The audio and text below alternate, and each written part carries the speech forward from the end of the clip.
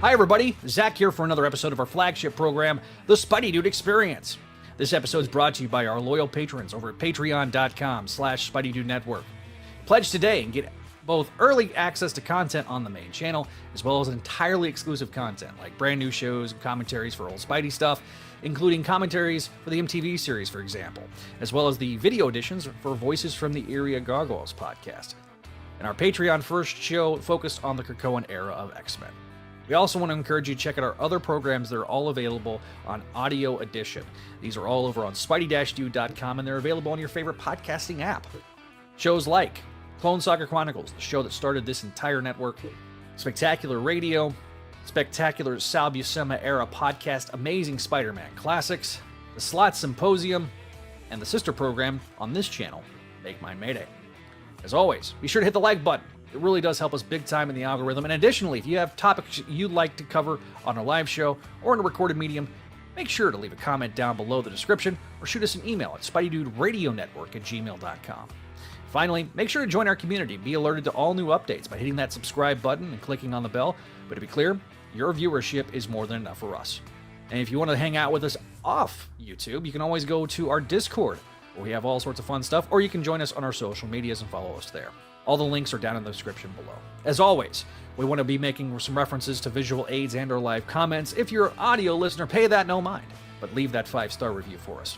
Any and all feedback we will read on future episodes. Thank you, and without further ado, let's get rolling with this episode of the Spidey-Dude Experience.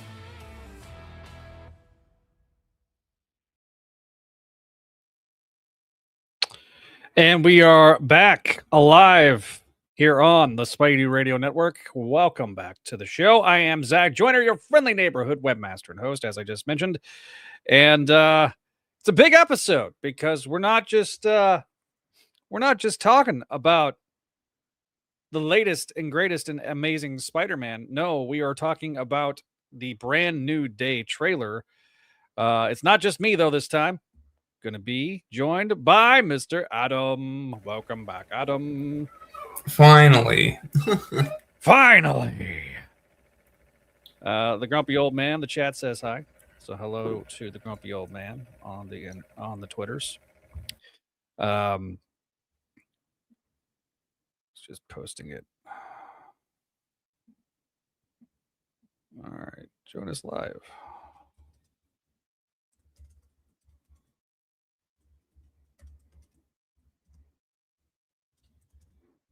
Twitch. Post to the audience. All right. So we are live here tonight. I'm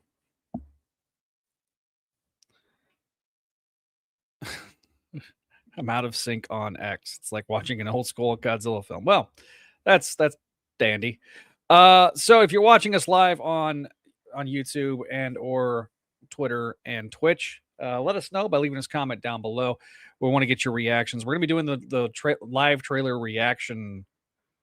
Even though we've watched it, I've watched it like 4 times, but yeah, we'll get everybody's thoughts on the trailer, including Adam's.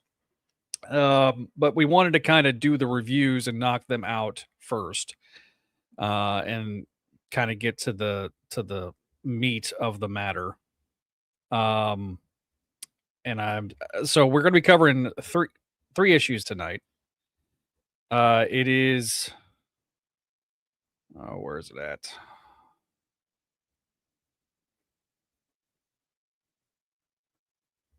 Getting the cover pulled up. So we're covering Death Spiral, and Death Spiral is one of those is an event that kind of okay. Did you ever, Adam? Remind me. Did you read the Carnage series? I have not. I did not. So I'm gonna say this: if you've read the Carnage series, I feel like you'll understand. Like you kind of get the overall gist. Yeah. Of like their dynamic, but if you're not reading Carnage, essentially it's a little out there. Yeah. I don't know how I feel about it. About I kind of get it on one hand. On the other, I'm kind of like, not terribly into.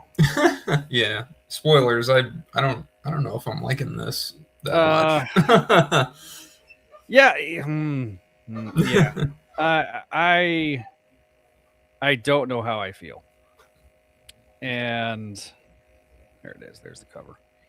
So,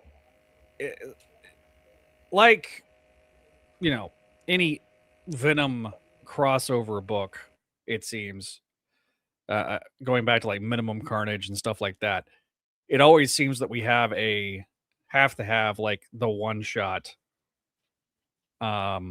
before Yeah. we get to the actual story. This was a weird, it's a very weird layout, because a third of the comic is like a story within a story. Does that make sense? Yeah. So this was written by Joe Kelly, Al Ewing, Charles Soule. Jesus Diaz is the artist. McGinnis and Marta Garcia are the cover artists. And so we open with in Florida with the villages. A guy ends up having a heart attack. We have Peter, who is checking in with, like, trying to rebuild his life. So, like, this is sort of a reaction to everything that's happened over the last 6 months. Peter's been off world. He's trying to get, back. He's reading all these letters. He's checking his voicemails. Yeah. Checking his voicemails and emails and stuff like that. And, so we're getting that. Peter's back, being the friendly neighborhood Spider-Man as I knock off my headphones.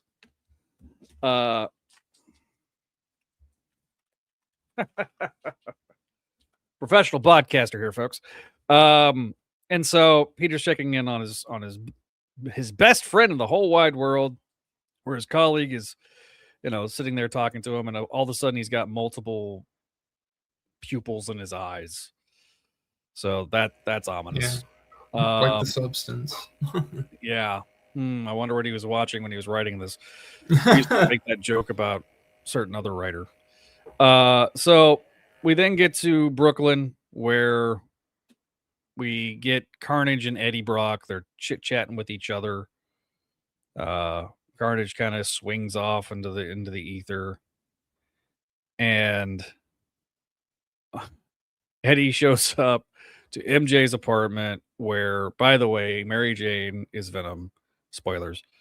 Eddie's son Dylan lives with her and Paul, who are no longer an item. Dylan punches Eddie in the face. MJ and Flash have a talk, which probably signifies that they're going to get together at some point. We then have MJ getting a phone call from Paul to kind of, touch base at what just happened. So Venom, suits up, and apparently there's a void chat with Carnage. Carnage has been communicating with this Death Spiral person. And throughout the entire bottom third of the comic is a bunch of people dying and getting murdered and getting killed. John C. Reilly, rest in peace. They killed him. Yeah. They didn't name him, but they killed him. Yeah, a bunch of deaths end up occurring through, pretty much this Death Spiral character is the one doing it. It's a unique story within a story, of how basically you're kind of cutting a third of the story out, up until the very end. We then get MJ as Venom, here, and that leads us directly into ASM 23. So ASM 23 is sort of picking direct. Well, it's not sort of. It actually picks directly off of what not only that one shot, but the previous issue. So it is drawn by Ed McGuinness. Joe Kelly is the writer. It's called Carnage Knows. Peter's trying to repair his relationship with his aunt. The boyfriend is not still liking Peter. And then we having a really weird Aunt May sex joke. And remind me, was it Kelly that did? No, was it Kelly or Wade that did the Aunt May getting caught in bed with Jonah Jameson Sr.? I don't know. I know that panel though. Yeah. So again, it's just weird. Yeah, I mean, we didn't need that. Didn't need that at all. It's kind of. I mean, it's one of those things. It's like they can't help themselves, you know. Like it's not. I mean, it's yeah, it's funny, I guess, but it's like it doesn't feel. It doesn't fit the book. Like I don't know. It's not the. I don't know. It's not the character to do that with. I don't think. Yeah. So obviously Peter sees Venom and Lady Ock having a fight because Aunt May's like, just tell me when it's over, because Peter wants to tell her that she's Spider-Man. So Peter then gets in the fight, keeps calling Venom Eddie. Shocker shows up. He's pissed off, obviously, because he got his ass kicked by Norman.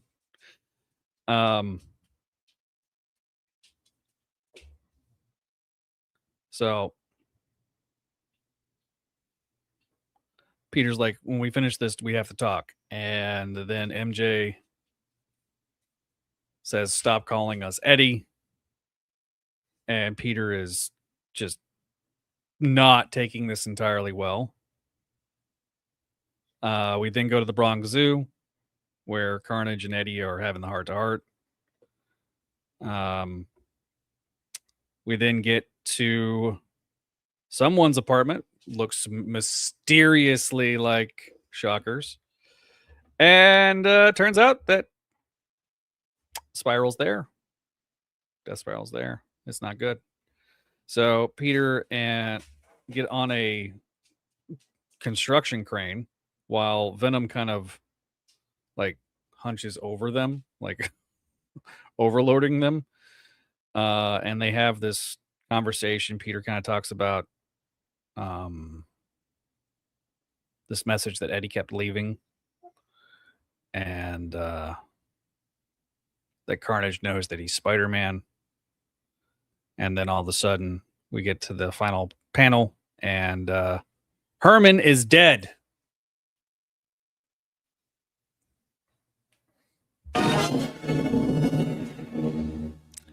Yep, Carnage ruled.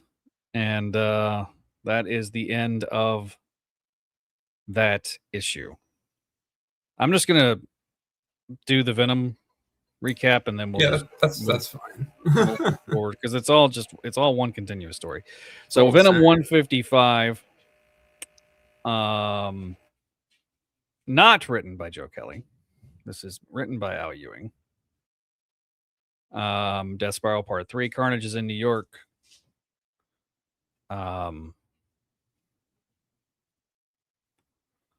Eddie's having a conversation with Carnage, and then it comes out of Carnage's eye, or like Eddie's eye, which is just kind of gross. Yeah. Turns out, Carnage is like, well, that wasn't me, because it says Carnage ruled. So then we get to the bar with no name, where MJ shows up as Venom with Peter. Fred gets a cameo, soon to be star of Brand New Day. And they kind of go back and forth, and luckily they're friends. Tombstone shows up. Tombstone is acting like Tombstone, basically saying, "Oh, you're not the same. You're back to being the goody two shoes that you used to be."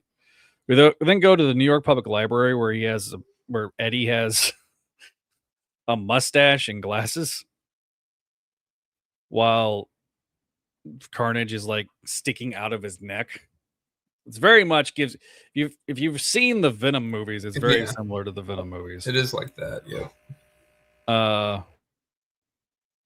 Carnage shows up, or basically Eddie figures out that the next target is actually his dad, Eddie's dad. So Peter made a doohickey at work, and Venom sees Carnage. Venom freaks out, starts beating the crap out of Eddie.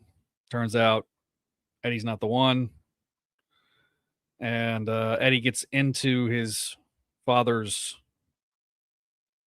apartment, whom he hasn't spoken with in years. And yep, that leads us to ASM 24. To be continued. All right. Well, so Adam, shit. let's dissect those three issues. Oh god. Dissect. Pun or not intended. This is a really dark story. Yes. This is not for kids. No. I don't know who this is like. This is for like horror fans and adults. Yes. Yeah. It's not for kids. No, I was thinking that earlier, actually. Like before we started, I was like, yeah, this is not like it. They need to move away. They need to move on from this fast before the movie comes out, because if anyone just happens to pick up the book this summer, well, and they are moving away from this, after April, May, so that's good. But like, oh man, this is not. You don't want to give this. You don't want your kids' first Spider-Man comic to be this. So, Vinkman, I did figure out what happened last time, and I figured out what a weird layout. Evening, fellas. The crew is here to bug us. Vinky, what the hell happened last time? MJ is Venom. Is that is impossible? Yes. Yep. MJ is Venom now. Oh, they're making jokes. I'm guessing Death Spiral is a bad guy who is really we have Ashley, Javi, and Vinkman and Grumpy Old Man in the chat. So last time killed the stream as a result. Yeah. I like the McGinnis cover. It's nice. Me too, yeah. May has more active Whoopi life than her nephew. That's true. Should have been Uncle Ben. What are you, Brad now, Javi? Oh, I like the cover. Gee, thanks for that horrible memory, Zach. Oh, probably talking about the Aunt May thing. Yes. Javi is always the half full guy. However, I am not, and this sounds horrible. Yeah, Herman's dead. One of y'all tell me who is Herman. Oh. Why does Zach... Because I am confused by these books. It's like, hey, let's go back to let's go back to Off-World Peter and Spider-Norman there. I mean, like, again, this is like, it feels like that if you're not reading Venom and not reading the Carnage, not read the Carnage book, you are coming into this nowhere. So lost. Yeah. And I mean, okay, I agree with Hobby's statement here. He says in the comments, the first Carnage was not for kids either. Yeah. I get that. He's not supposed to be meant for 5-year-olds, but I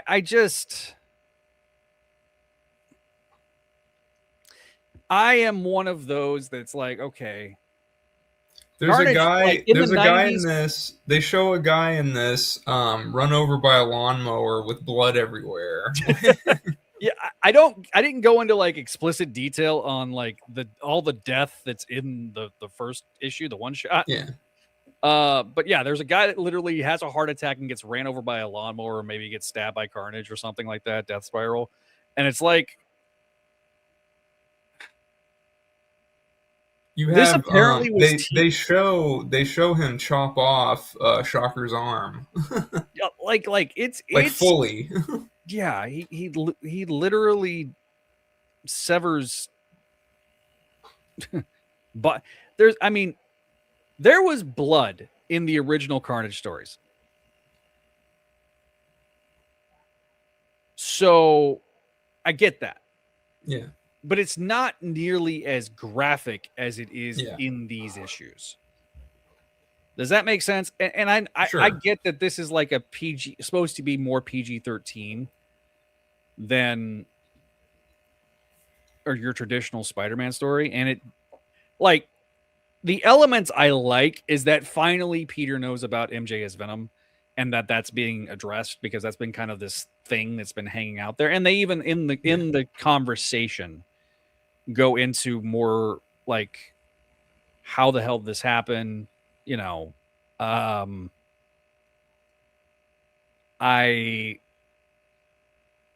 don't like MJ as Venom. Okay, I don't really love the whole MJ Flash becoming an item either. Yeah, and that I didn't like that. Well, I didn't like the dialogue in that scene. the artwork in the one shot is not great. Sorry. I think it fits. I think it fits the horror story. You know, it's because okay. it's a casual, like, you know, it's very much like just it's a setup thing. Like the characters talk, and then you have all this, you know, murder horror stuff in the background. I think it kind of fits the tone. Yeah, it does. It's supposed to be unsettling in terms of this style. Yeah, it's because Ashley brings up a great point. This is not as graphic as Blood Hunt was. They specifically on Blood Hunt, they said this is not for kids. This is for more mature. Yeah. Like they had the unrated version essentially that's for mature audiences. So it's not as graphic as Blood Hunt was. However, it is probably 2 tiers below that, I would say. Would you agree with that, Adam? And yeah, I guess so. Flash and MJ, that's a horror comic right there. To me, it feels like that this story. Look, we know that they're going to do an annual event. They haven't done a Venom Amazing Spider-Man crossover in a long time, not since King of Black, I think, or maybe even Venom War, right during the slot run. I don't know. They did that one thing where he had the black suit again, and it was when Venom War. And Mary Jane was Jackpot. Ugh. Right? Ugh. And I think someone wrote if we have to make Mary Jane a superheroine. Yeah. And it's not going to be Eddie as Venom. Yeah. Okay. And look, I Carlos Gomez's artwork is chef's tier. It's pretty good. Yeah. You know, McGinnis is the highlight for me of these three. I like McGinnis the most out of all the art. I agree. And when did Lady Ock start copying Doc Ock's hairdo? Yeah, that was weird. It's I didn't notice. I thought she just had it because it seemed very spiky in the McGinnis one, but I guess that's just because of the wind and stuff. Because in the Venom issue that Gomez draws, he's drawing her with the bowl cut, and it's like, okay. Yeah. Oh, yeah. That they're just gender swapping her at this point. She's not even like show pick. She's got the same costume essentially, and well, let me try to get it uploaded.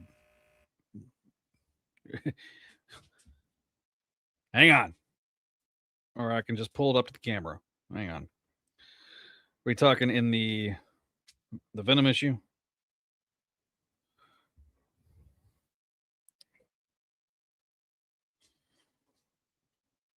Yeah, that is weird. She's like in a pixie cut. There we go. So it's just like, it's like, why?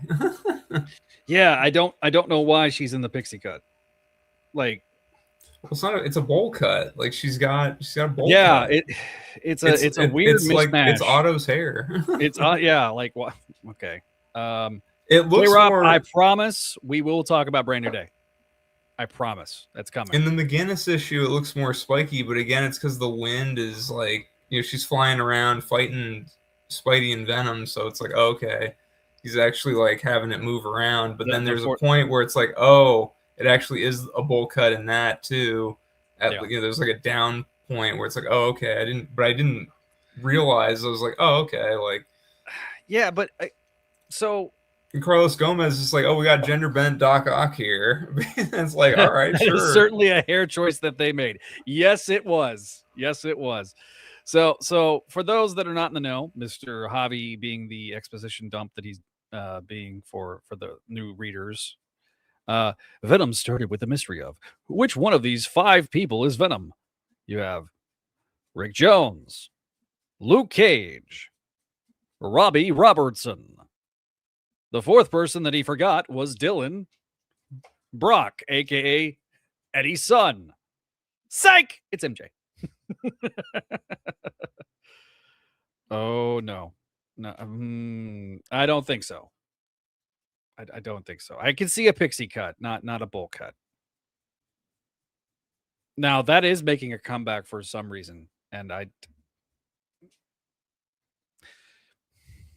why are these kids doing these 90s fashion things? Why? I mean, they unironically wear the mullet now. And I thought certain things should stay like with bell bottoms and tie-dye hippie shit. Zach is not going to have enough hair to make a pixie cut, sir. On the next show, Zach and Adam will have bowl cuts. Now they're talking about hair. Okay. All right. Listen, I don't think Adam grows his hair out that long. No, not really. I know there are wigs. I'm not wearing another wig on this show. It's not happening. Well, Zach, if you wore more wigs, then maybe we could have gotten on the Brand New Day social media handoff.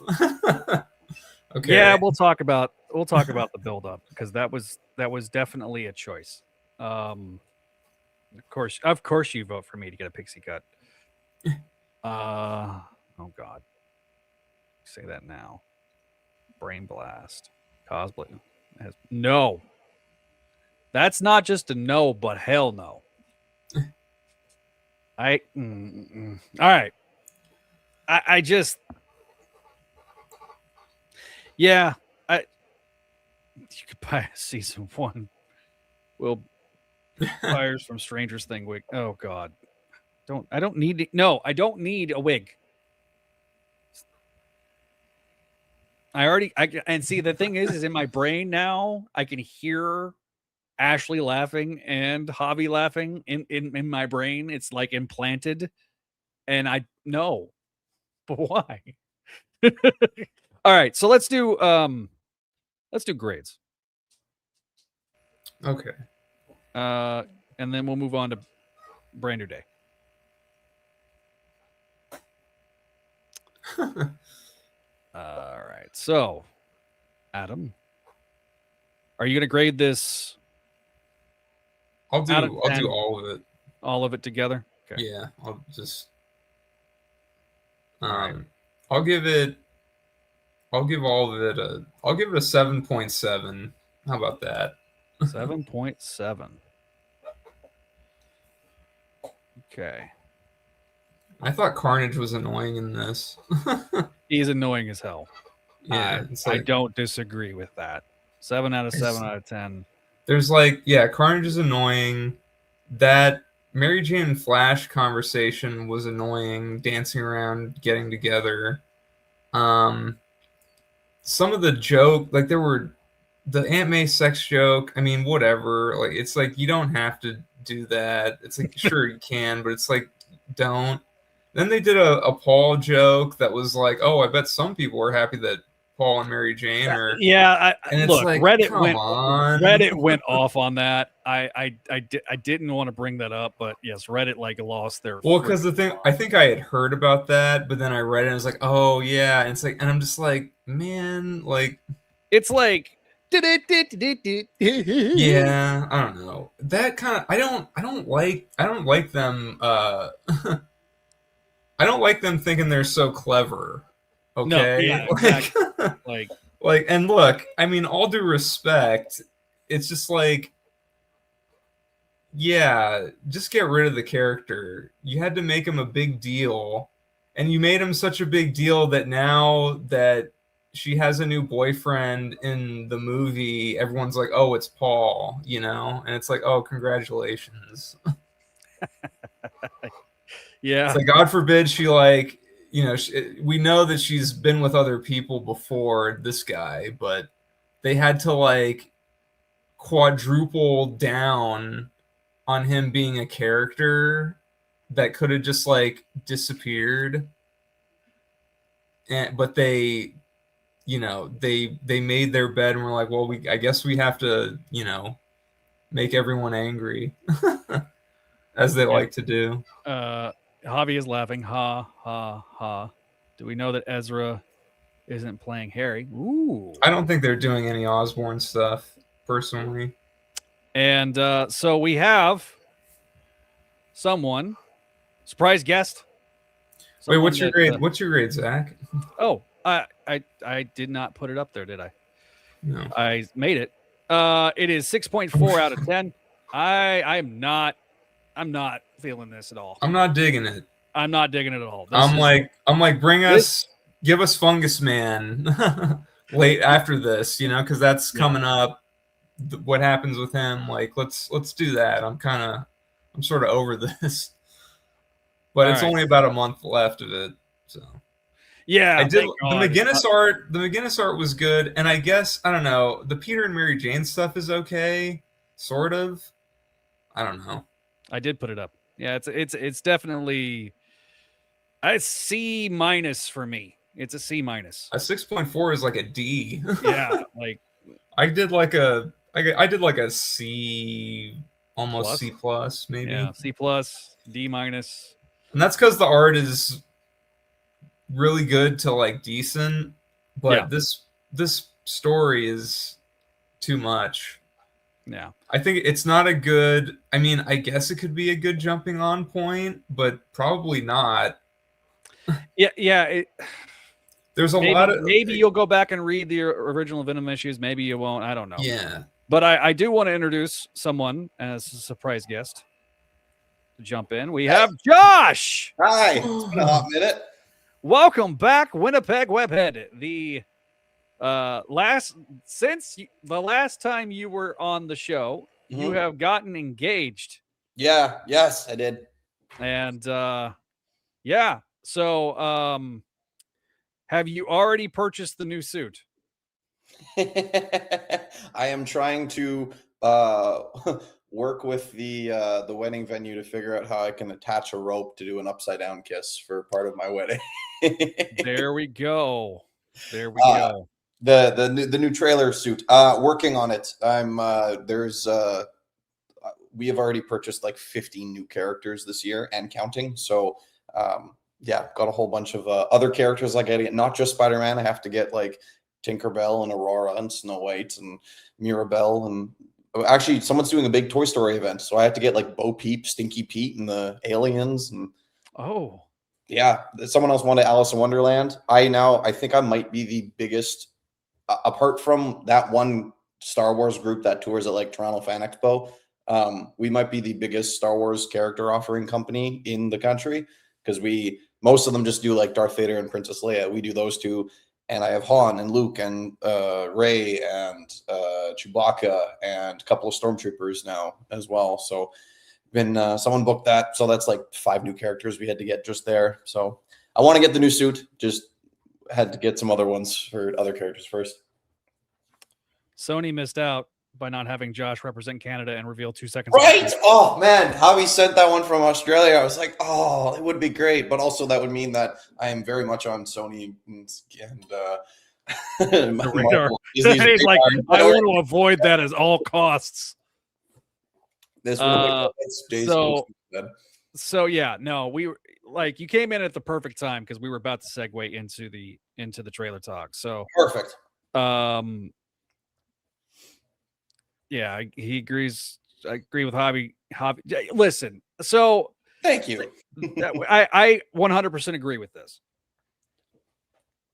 This was a weird rollout, and Adam, you're a little more. How should I say? You're a little more okay with it than I probably was, because like I think it's.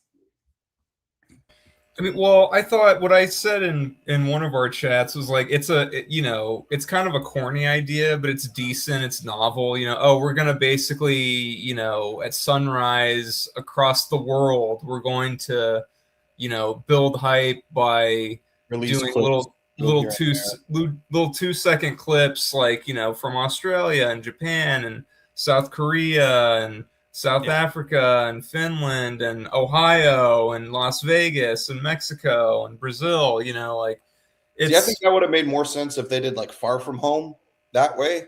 Yeah, that would, and maybe they thought about doing it during that point in time. But anyway, so for the gentleman, K-Rob, come back. We're talking brand new day, baby. He thinks that this could be, let's go brand new day. This will be the best Spider-Man behind Spider-Man 2. So I guess we should just react to the trailer. I'm going to follow the rule that every 10 seconds we're going to pause it, so that way YouTube doesn't take us down. So are you going to mute it, or should we do that? Should we mute it just in case? We'll mute it. We'll mute it. That's probably an excellent idea. Hang on. Before I do this, let me blow that up, mute the audio.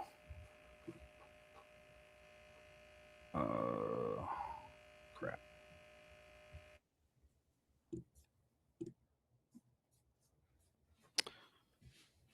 There we go. Present. Share screen. Jeez, it's already got almost 11 million views. I'm not surprised. All right, here we go. So for the audio Homecoming trailer came up on my thing, and that says it has 12 million. So this is about to way surpass it. So this is opens with Peter kind of stalking his former friends, hanging upside down on an I-beam. And you got Ned and Zendaya, who I was surprised at how much she's in this. So, all right. Oh, I love the suit so much. Me too. Nice. It looks so good. It looks so good. Wait, that shot. Oh, that shot is so good. That is such a good shot. Like, I'm just imagining they stuck a camera in his head, in his mask. Yeah, right. And it's like sticking out. That's not how they did it, but I think they shot it up close and then like CG the mask behind it. But this has never happened. And I was watching some like Easter eggs and things like that, and somebody talked about how it's claustrophobic, right? That sure. it's similar to the heads-up display of Iron Man, but it's not. You're only seeing part of his face. And so then we get the Columbia, Sony sign, Marvel Studios. He's saying his name is Peter Parker. He's trying to figure out how he's going to tell, Ned, and he's washing his clothes in the washing machine. Pause real quick. I've been struggling with the web shooter design because to me it felt a bit clunky of just like how like, thick and big it is on there. Yeah. But it is very similar style to the one he made in Civil War, where like his homemade suit, but it's just like only half of it now. So I like that it's brand new day, total reset. But they actually are kind of going off of like he's not using like any bit of Stark. This is all based on what he created, and he's self-improving it as he goes on. Yeah. So he gets a key of the city. Zendaya and Ned will look on. Oh, yes. The web slinging in New York City. Just how he's in this is so good. Yeah, the swinging, even though he's kind of falling with style, but then like arguably one of my favorite parts of the trailer is here. He gets ran over by the battle van of Frank Castle. And he's like, Frank, stop! And literally, bam, out of the entire truck. And then he's just about to cuss, and then Peter webs his mouth shut. It is A++ on this. I really do like. I'm liking the relationship they seem to have, just from what little we've seen. There's maybe Paul. Oh God, he's got more riz than Paul. Paul's so lame. Like this guy's actually attractive, and he doesn't have a man bun, so that makes him 100% more attractive. All right, so then we get possible plot point. Peter's molting. Comes out of the web cocoon. Whee! Yeah, where's his suit? So yeah, he is caught by allegedly a organic web. We'll see. This summer, Spider-Man's gonna get scanned. And oh hey, look, it's Bruce Banner. What can you back up? What is his hoodie? Does it say ESU on there? Like is he going to Empire State? Yes, it is. Yeah. I like yes, it is. I always made a big thing of that when he was at in Homecoming where he wore the Midtown one. I'm like, I bet you anything they're eventually going to put him in the ESU one. And sure enough. And honestly, this makes sense. If he couldn't get into MIT, yeah. Going to a city college, is kind of the next best thing. And looks like Banner's got like communicator, something for his arm. Yeah, arm's still healing. I think it's. I think it's supposed to be an inhibitor thing for the Hulk because he's apparently worn it before in his other appearances. Now he doesn't know who Peter is. Peter's spider sense is freaking out. I love how in this like his suit. It actually looks like a suit on him. Finally, a lot of the Homecoming trilogy was so obviously CGI. Where this this genuinely looks like pretty similar to how I look in the suit of just like it actually is like tangible there. Yeah. So May Parker died in 2024. Right. Okay. We don't know who's in that chair. Sadie Sink. Sadie Sink, possibly. We get some explosions. Peter's saving a old lady in a tank. What is this? It's so like. Well, go ahead, Zach. This is supposed to be mind control. Okay, something like that. Yeah, some sort of mind control situation, which tends to people are theorizing mutants.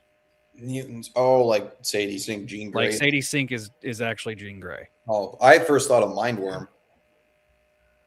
See, you went completely Spider-Man, and I would have been fine with that. Now this is a guy from I think Severance. Wonder Man. No. No. He's in Severance. He's playing the new. Well, he's a damage control guy, Oh, basically in this. too bad. I thought it was going to be Robbie. Ah, man, he would be a great Robbie, though. Yeah, probably. Oh, man. All right. So this is. That's got to be. Everybody's trying to figure out who's in the Sadie hoodie. Sink. That's Sadie Sink. This is probably Sadie Sink. Well, that's obviously Scorpion. Yep, this is Scorpion. Finally paying off after 5 movies. He finally gets his due. Oh, I love that shot with the tail there. Oh, and the way he like glides against the bottom of the roof there. Yeah. So good. You can tell they try to do more practical stunts. Yeah. Oh. Now, yes. This is one of those splash pages I always gush over in the comics. That is gorgeous. So somebody brought up to me, is this Rogue? I knew No. someone would say that. I don't think so, but Too it's much a good white. it'd be a good catch. I did look for that. I was like, is that an X on the side? No, it says Jets. Okay. It's the New York Jets. Yeah. Not to be confused with the Winnipeg Jets. Yeah, but now we start getting the montages of like Amazing Fantasy 15. Oh, this one is so good. I like that one. I love just the full like the pull the web down up. Oh, it's one of my favorite like Spidey poses. And like this is straight up out of like Eric Larson era Amazing Spider-Man. Also, that boomerang suit is nice. That is like real. That good. is better than I expected it to be. I know, right? They kept the whole visor thing on him, and oh yeah. I mean, this is straight up like modern boomerang. Yeah. You couldn't do the original costume. The original costume's just too goofy. So Well, like, they kind of did the original costume with the chest. that's The fair. chest is kind of like the original costume, but I think it's a good blend of both. Yeah, no, I like it. This is good. Who's this guy? I like that's That is Tarantula. Oh, okay. I like this Okay. shot too. So buddy of ours, Paul, did not like this design. It's a tactical version of Yeah. Tarantula. Yeah, Tarantula is really just a unitard and a mask. Yeah, you know, I think if there was like it tied in the back, I think it would have looked a little more like Tarantula. But this is definitely homaging Peter Parker, the Spectacular Spider-Man #1, that cover. And then we get the hand. And here, pause. Okay, I've seen some people speculate that this is like No Way Home all over again, where there's supposed to be a couple other people in there. Yes. Damn it. I lost my feed. Not that anybody's paying attention to me right now. But yes, this is supposedly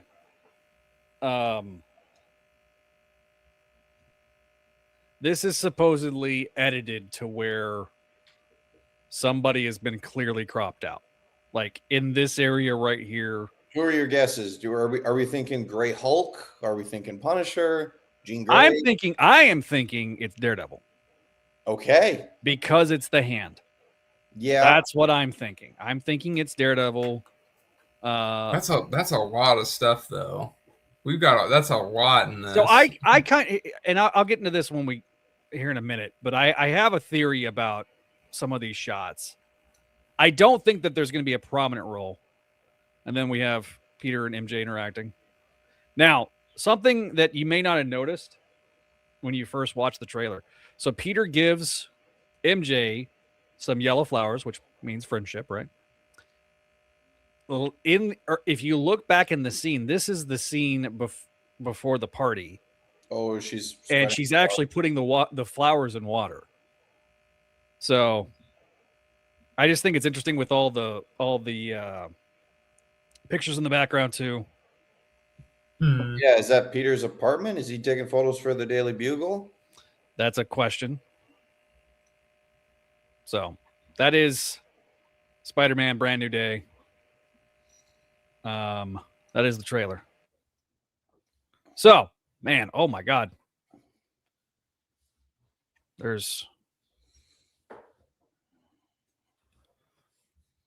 Don't get us banned. Well, Zach is tempting fate again. Such a huge gap between the mask and his eye. See, I didn't think so. I actually liked that shot there. It actually, and in my opinion, as someone who wears this mask almost on a daily basis, yeah, I thought it captured pretty how right there it is. Like, it is very close to your face there when you wear this thing, even with the face shallower underneath. The Hulk activator. Now, Vickman, you bring up a good point. This was something that I discussed a little bit with the CSC crew when this dropped. As part of the trailers, Anme's still dead. Damn. But Vinkman says, I know that the mutation supposedly is a reference to the other, but legit, the first thing it made me think of is the Eugenic Nightmare arc from the 90s show. I am wondering if they're going to go lean more into the science stuff and less in the No, I don't think there's any mystical stuff going on. I don't think it's going to be except for the hand. Yeah. Keith David is also doing narration in this. Yeah. Oh, I literally told Greg if we can get him on, we will do everything we can. oh. I love hearing his voice narrate anything. He's awesome. Right? Like, I wonder who he is. Except for the Severance guy. Boomerang is in the movie. Actually, I could see him playing Robbie. Zach's exhausted his battery. Maybe that's what that shot is changed for. It's everyone's leaping at Spidey, but Spidey is supposed to have like 4 extra arms. Could be, unless Sony's pulling a red herring. It's not like they haven't done a cool shot before that wasn't in the trailer. Looking at you, HD, with the Spidey and Iron Man flying together. I remember being in grade 10 watching that trailer on repeat. Oh yeah, the whole bit where they're swinging off and Iron Man's flying. I mean, they've done red herrings before, so it's not like they haven't. The Infinity War one was a red herring. Oh yeah, that was probably one of the most egregious ones. I mean, that friend of the show, Gerard, that literally was the trailer that made Gerard say, "I'm no longer watching trailers." Like literally, he's like, "I am done watching trailers." Yeah, Keith. Like, if we can get Keith David to replace Morgan Freeman when Morgan Freeman goes and just becomes one with God, who he's played before, Keith David wouldn't be a bad I'd get him to narrator. And to me, Caliendo needs to learn a Keith David voice so that way he can do the narration of things. Keith David is JJJ Senior. Get the movie in this comment panel. We can't listen. We got the sex jokes during Brand New Day. Oh my God! Looking a little emo there, buddy. Should I pull this up and put it up on the screen for people to see? Because Javi has too much time on his hands with Photoshop. What are your guys' thoughts about him having organic webbing instead of web shooters? Oh, jeez. Okay. I think it's interesting that his powers are evolving. I'm of two minds. I like too much time. I'm at work, sir. Well, you got plenty of canvas to do Photoshop with the head. But hello, Waylon. But I just think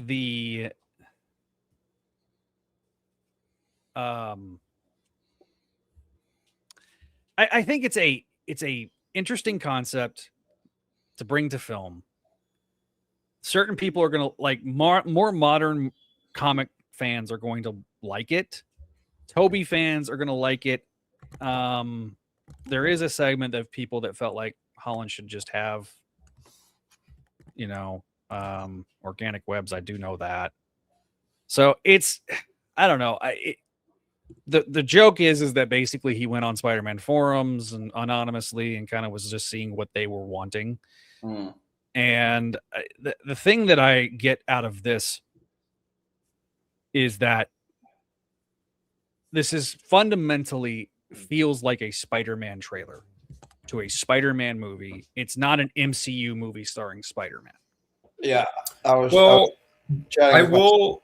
that I was very much like, finally, we're not doing some giant world threat thing. He's just taking on a bunch of stuff that's happening in New York. What I will say though is I kind of do feel like it is an MCU movie starring Spider-Man, just because it seems like the soft launch for the X-Men.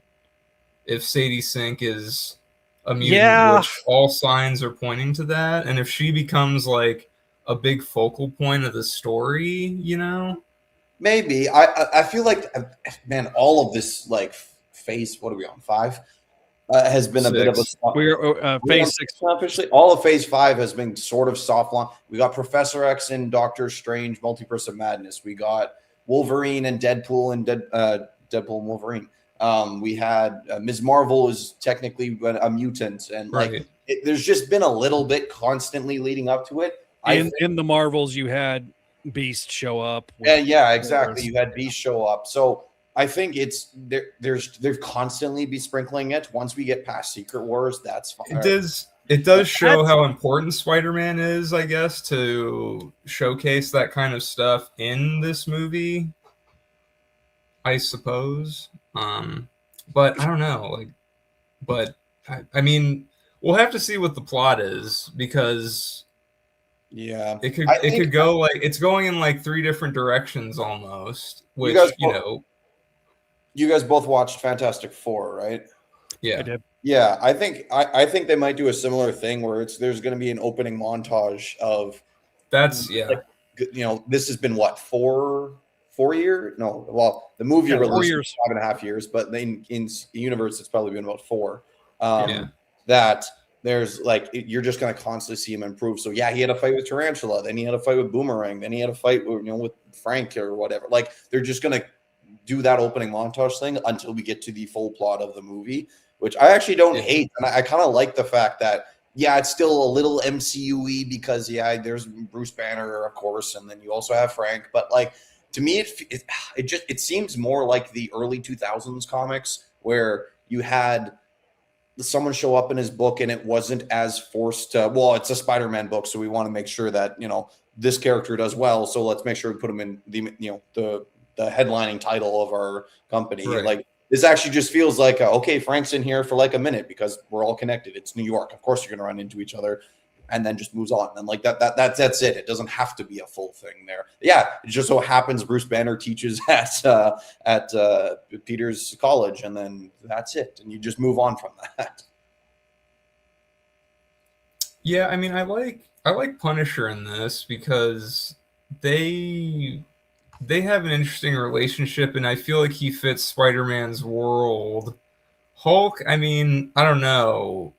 Hulk seems like we're kind of, I mean, him being at ESU is fine, but I feel like Hulk is a little more like, okay, we're kind of moving away from it being a Spider-Man movie.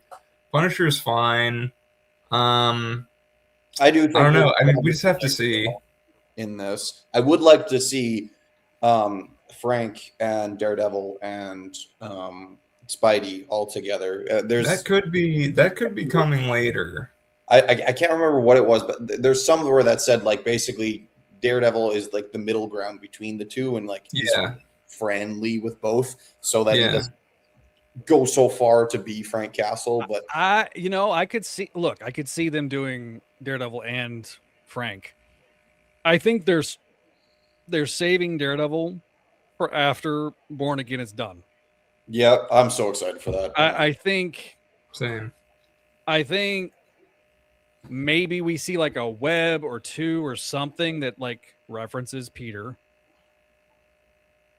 Well, because I think this is taking place after Born Again season 2. Yeah, maybe. So Fisk is no longer the mayor at this point. Yeah. Now, there's some people that are speculating that damage control is going to basically like evolve into like the mutant hunters, essentially. I could see that, especially after watching Wonder Man. I could see that. So that's going to be interesting. I'm kind of like, I am super excited for this. I truly and genuinely am excited. And this was something that I felt like,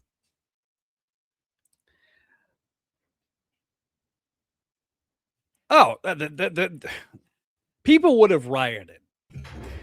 I mean, absolutely would have lost their shit if they had gotten somebody other than John Bernthal. And John and Tom are friends because they did a movie together before Tom was Spider-Man.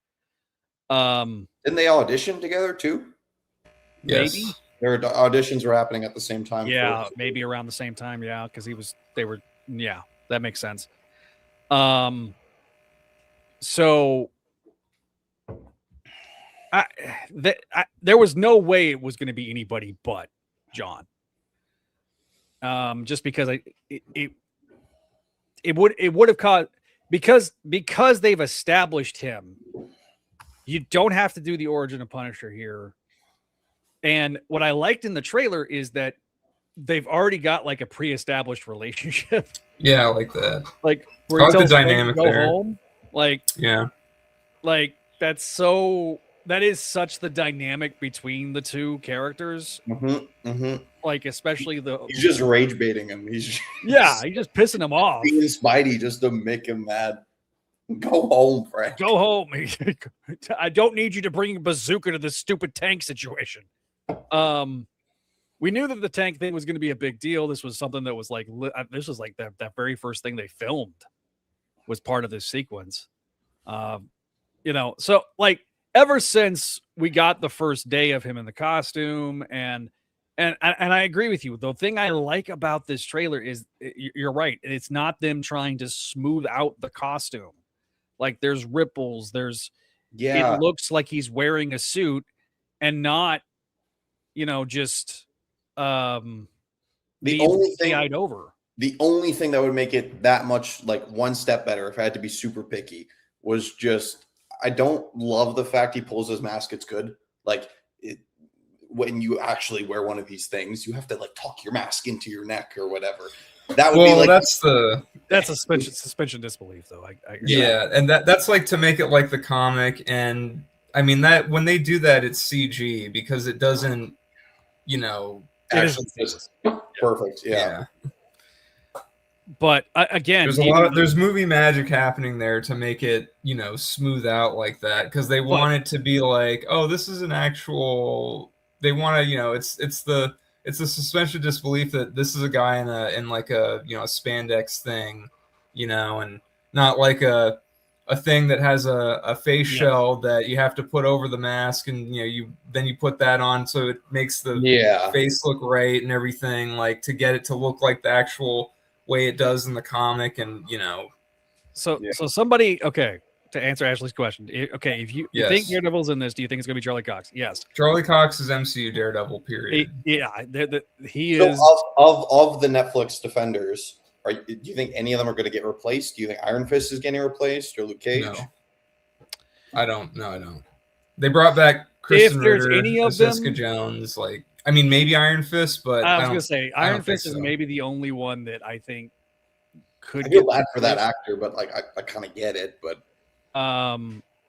But I think the thing is Marvel was smart. They saw the reception to all of the Marvel Netflix stuff. They saw that people love Charlie Cox as Daredevil. They love Vincent D'Onofrio as Kingpin.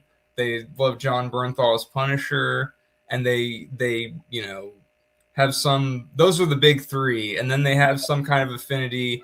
Probably for the other ones, Jessica Jones, Iron Fist, Luke Cage, and it's like, okay, well, since at least Daredevil, Punisher, and Kingpin, people really responded to that. The first block was, okay, we're bringing Charlie Cox back for No Way Home, and then it's like, okay, we're bringing Kingpin back for Hawkeye, and it's like, okay, we're bringing Punisher back for Born Again, and we're doing Born Again just in general. Because Born Again, they were gonna have Born Again was like, okay, this is now gonna be MCU canon, so we're bringing back what you liked, but we're changing everything else, and that didn't work, and they had to redo it so that it became that the Netflix thing was there all along. Originally, it was just going to be Cox and D'Onofrio.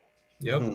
And like the girl that played Karen Page and Foggy, and I think Bernthal was kind of Bernthal. It seemed like I had read that Bernthal was like he was maybe going to be in it, but maybe not. I had read something that he was possibly not going to be in it, like he wasn't feeling it or something.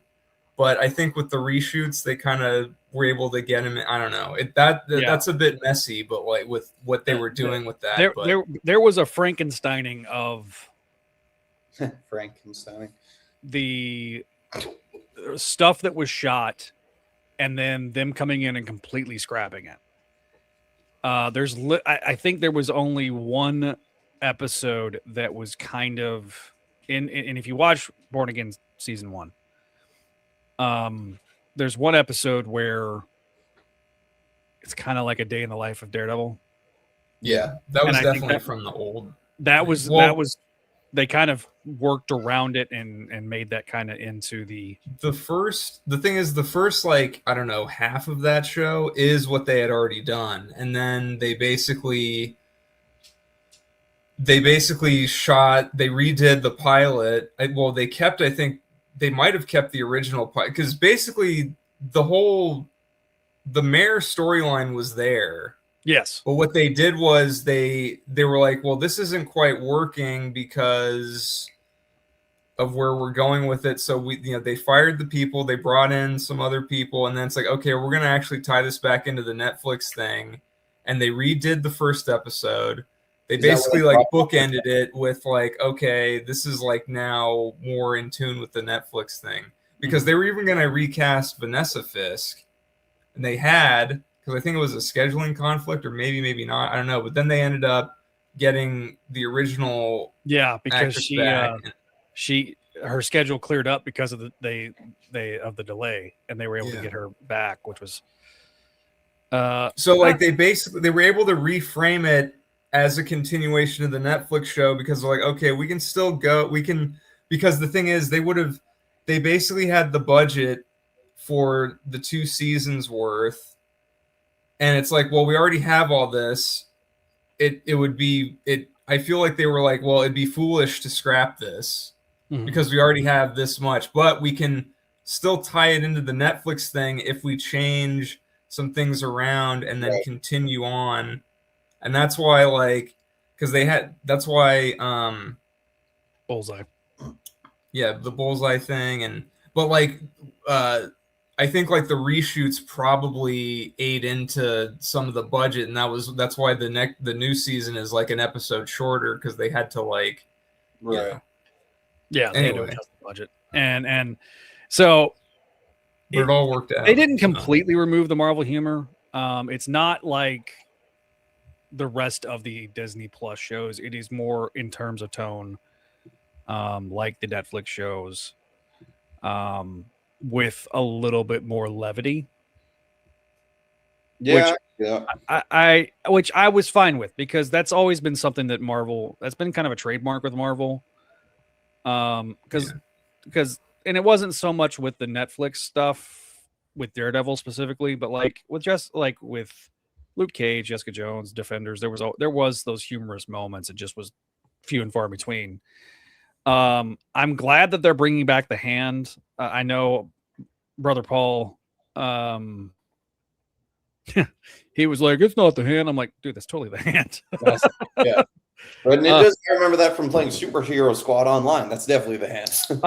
So I was first introduced to the Hand in Spider-Man. So for those that say the Hand's not Spider-Man, the type villain. Well, the resurrection of Dr. Octopus would tell you otherwise. Yeah, because that's how they brought back Otto, was through the Hand, because DeFalco's like, well, they know how to resurrect people, so we'll just use them. And so my first fan fiction had a bunch of Hand ninjas. I thought you were just stopping at I was 13. Jesus. Zach. Yep. So We talking about your own hand or no, it was I had the hand. I wrote like when I was first joined the Crawl Space, they had something called Crawl Space Avengers, and they had fan fiction that was written starring the people on the message board. And my first story that I wrote was had them fight the hand? had to fight the hand. And the Tri-Sentinel, multiple Tri-Sentinels, because one was just not enough. What was it? 3 Tri-Sentinels? It's like 6. 5 Tri-Sentinels. Oh, okay. Yeah. Going back to the trailer, I Yes. would die if Keith David's role in this was Tombstone. Right. I would love him to come back and voice. I don't think So that is interesting. Again, Sadie Sink and the guy that's the actor from Black Lightning. Yeah, they cast that dude as Tombstone apparently. Yeah, and I wouldn't think they would. I wonder if somebody was saying, "Was that Bill Foster?" And that's definitely not Bill Foster. That's definitely not Lawrence Fishburne. Right. You think he'd be Big Man?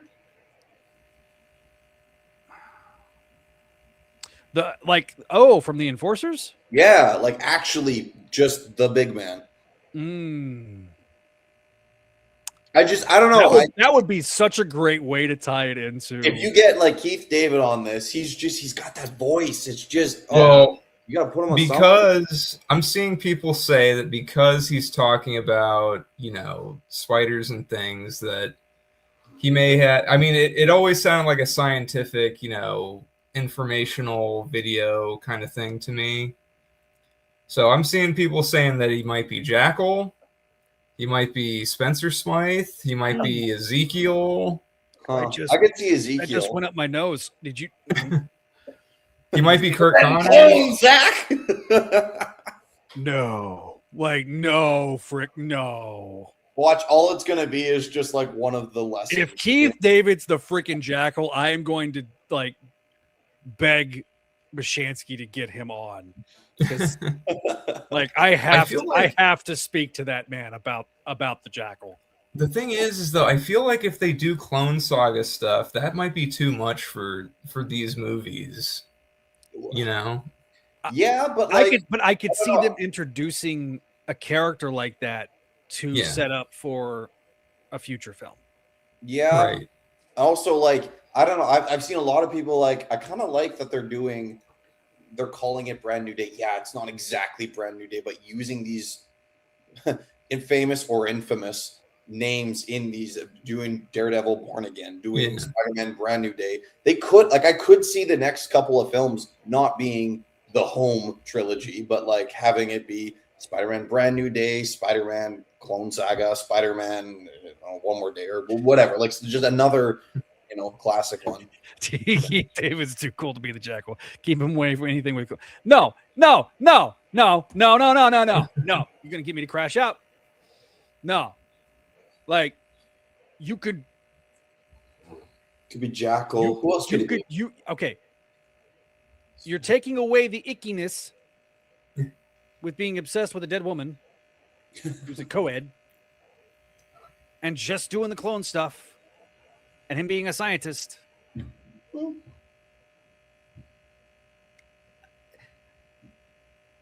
I could be the MCU made Civil War palatable and actually good. Okay? So they can do the same thing with a Clone Saga story. It just, I don't know. I feel like you don't adapt the Clone Saga. Just because it's too, I just feel like it's too much. You know what I mean? But they did use elements of One More Day and omit, I guess, for No Way Home. So. And we liked it. Yeah. Yeah. It was well received. But it's just I just wonder how do you do what would the Clone Saga, how would you adapt that? You take it. whole like the Spider-Man going through his life cycles, rebirth, whatever. So you're gonna have that, and then someone's gonna be like, "Well, I got some DNA sample to find out what actually happened to him. Why is this change or whatever?" Right. DNA sample, and then we're gonna use that to create our own thing. And there's gonna be a new Spider-Man in town. And he's wearing a stupid hoodie, and then we find him, mask off, and it's Tom Holland, his blonde hair. Hoodies are cool. It does. The thing is, it feels like a good, mid-credits setup thing, or actually, it feels like a better end credits one. I think 'cause it's like, oh, what is this? But then it's kind of like, well, how do you then make that into like a 2-hour movie instead of it? Or like, being do you have Zemo to do making him? Yeah. Oh yeah. And you could argue that he's you could even bring the High Evolutionary in because you've already introduced that character. Oh yeah. Is And he dead? oh yes, he's very dead. He got eaten. I think got eaten alive by a bunch of raccoons. But Yeah. but if you think about it, like he could steal the journals of the High Evolutionary and use that to make To Earth somehow. to make it with the animal mutates. All of And- Zach's clone dreams are coming true. Oh man, and look, listen. I am on record hating the High Evolutionary. Like, But on they can record, do it right enough to make it worth it. Seemingly, Marvel's best calls are when they tell Sony no and do something else instead. So they could, like. oh, Jim Carrey as the Jackal. I mean, if we're going '90s Jackal, yeah. I mean, that's he was basically furry Joker man. I'm not wrong when I say that. No, I know. I'm agreeing with you. I mean, my very first issue of Spider-Man, the opening splash page is Jackal literally doing a freaking nursery rhyme of clones. And he's drawn just like the freaking Joker. Yeah. As fun as this is to imagine, I'm a little bit more with Adam. I think it's going to be It's probably too much. Yeah. Ezekiel and Oh God, Ezekiel would be interesting. I think if they make him Ezekiel, that should completely wipe Madam Web out of existence, and I am perfectly fine with that. Great, yeah, you got a proper Ezekiel, not whatever Not an 80-yard Ezekiel that would reuse the same scene 6 times and have the worst ADR in the history of cinema.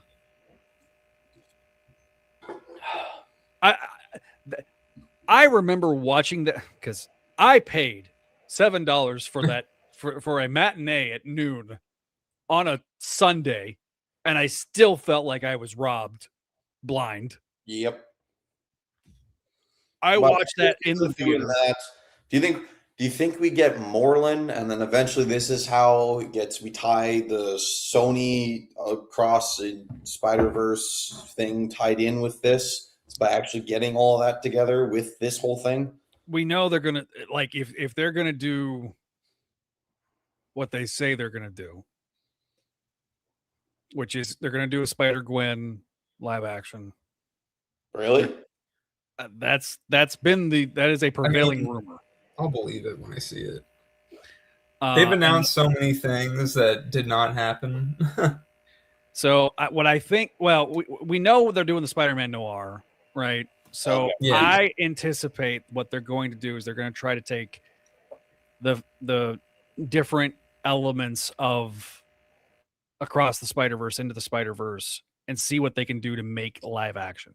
You know what would hit is doing a full like anime style movie of Penny Parker. I think that would do really, really well with the right audience. Mm-hmm. And then you could do A stupid G-rated movie for Spider-Ham. yeah, Like Minion style humor of yeah, just Spider-Man meets the Muppets. It's- Spider-Ham meets the Muppets, and just full on absurdity. Yeah. Style. Like that to me would be like, or Spidey and his amazing friends meet Spider-Ham on the big screen. Oh, you just gave me my next Reddit reaction. Oh God! Stop wielding it into existence, guys. Stop it! I swear Like I to said, God. he looks like he's got way more riz and he's way more attractive. So I have a theory. Is Bruce? Maybe he's a stalker. And You think he's it's stalking Kane? MJ. Like Jonathan Caesar. Oh, okay. oh boy. Keith Davis. God, I hope it's not Paul. If it's Paul, I'm just gonna I'm gonna throw up in my mouth. It's just not. Stop trying to make Paul. Ashley doesn't even know who Paul is, and she's like, "Stop trying to."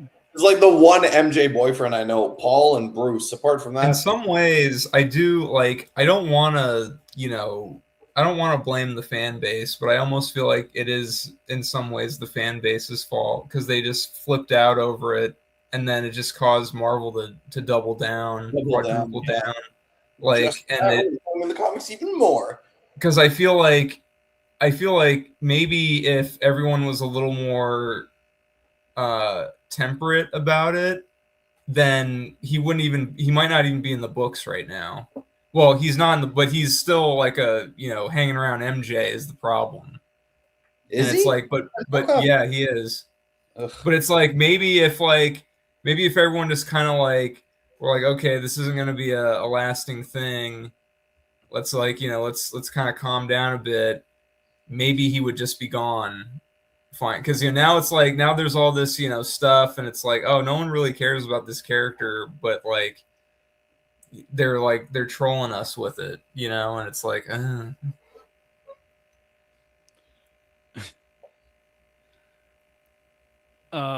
So for those that are wondering, I did see. I just hopped on Twitter for a second, and the New York Mets took took screen caps from the trailer and utilized that for their social media, which A+. Dan Yoon said, "Love me some Spider-Man and Spider-Man action figures," which basically confirms that they do have a wave coming. Which I had put this in one of my group chats because I've had like 6 group chats going today. One point I had 47 text messages. And that's not an exaggeration. But this is a movie that is also going to be designed to sell toys. Yep. Like they're going to do an entire Marvel Legends series, and it's going to be every villain that Spidey faces in the beginning. It's going to be you're gonna see a Scorpion. I could see them making the Scorpion tail like the Build-A-Figure parts. Yeah, I could see that. Or it's Great Hulk. That's the Build-A-Fig. Yeah, one or the other. And then they're gonna re-release the final swingsuit, and with some new tooling. They're gonna do the hand. They're gonna reuse the mold that they did with the comic wave, and adjust it there. Was there a leader of the hand? Like, what was his name? Gorgon? There's been different leaders of the hand. Do you think Keith David could play any of those guys? I'm trying to figure out where Keith David fits into this, because all we've gotten is just him narrating over this. But he could be a leader of the hand.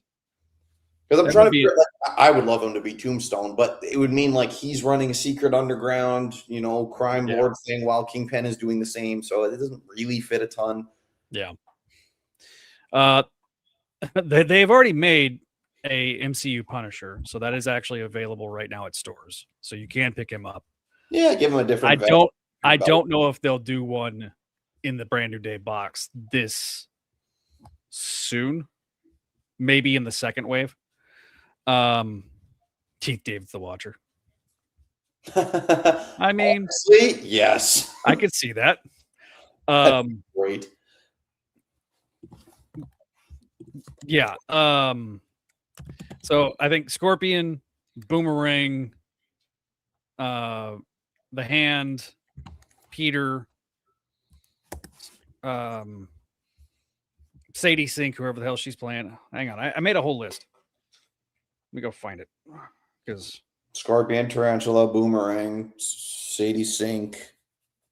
They usually do like what, 7 of them, 8 of them, two. 6 to 8. So Hand, I said Mr. Negative, New Peter, Boomerang, Scorpion, Tarantula, Tombstone, whatever Sadie Sink is. The Build-A-Figure could be Man Spider. Could be Man Spider. Huh. That might be. I would see that more as the additional stuff that you'd get. Like I could, if they. But here's the thing: they have not done a Build-A-Figure in a Spider-Man wave since No Way Home's first wave. Who was the Build-A-Figure for that one again? That would be Armadillo. Right, that classic Spidey villain. Yeah. So yes, it is.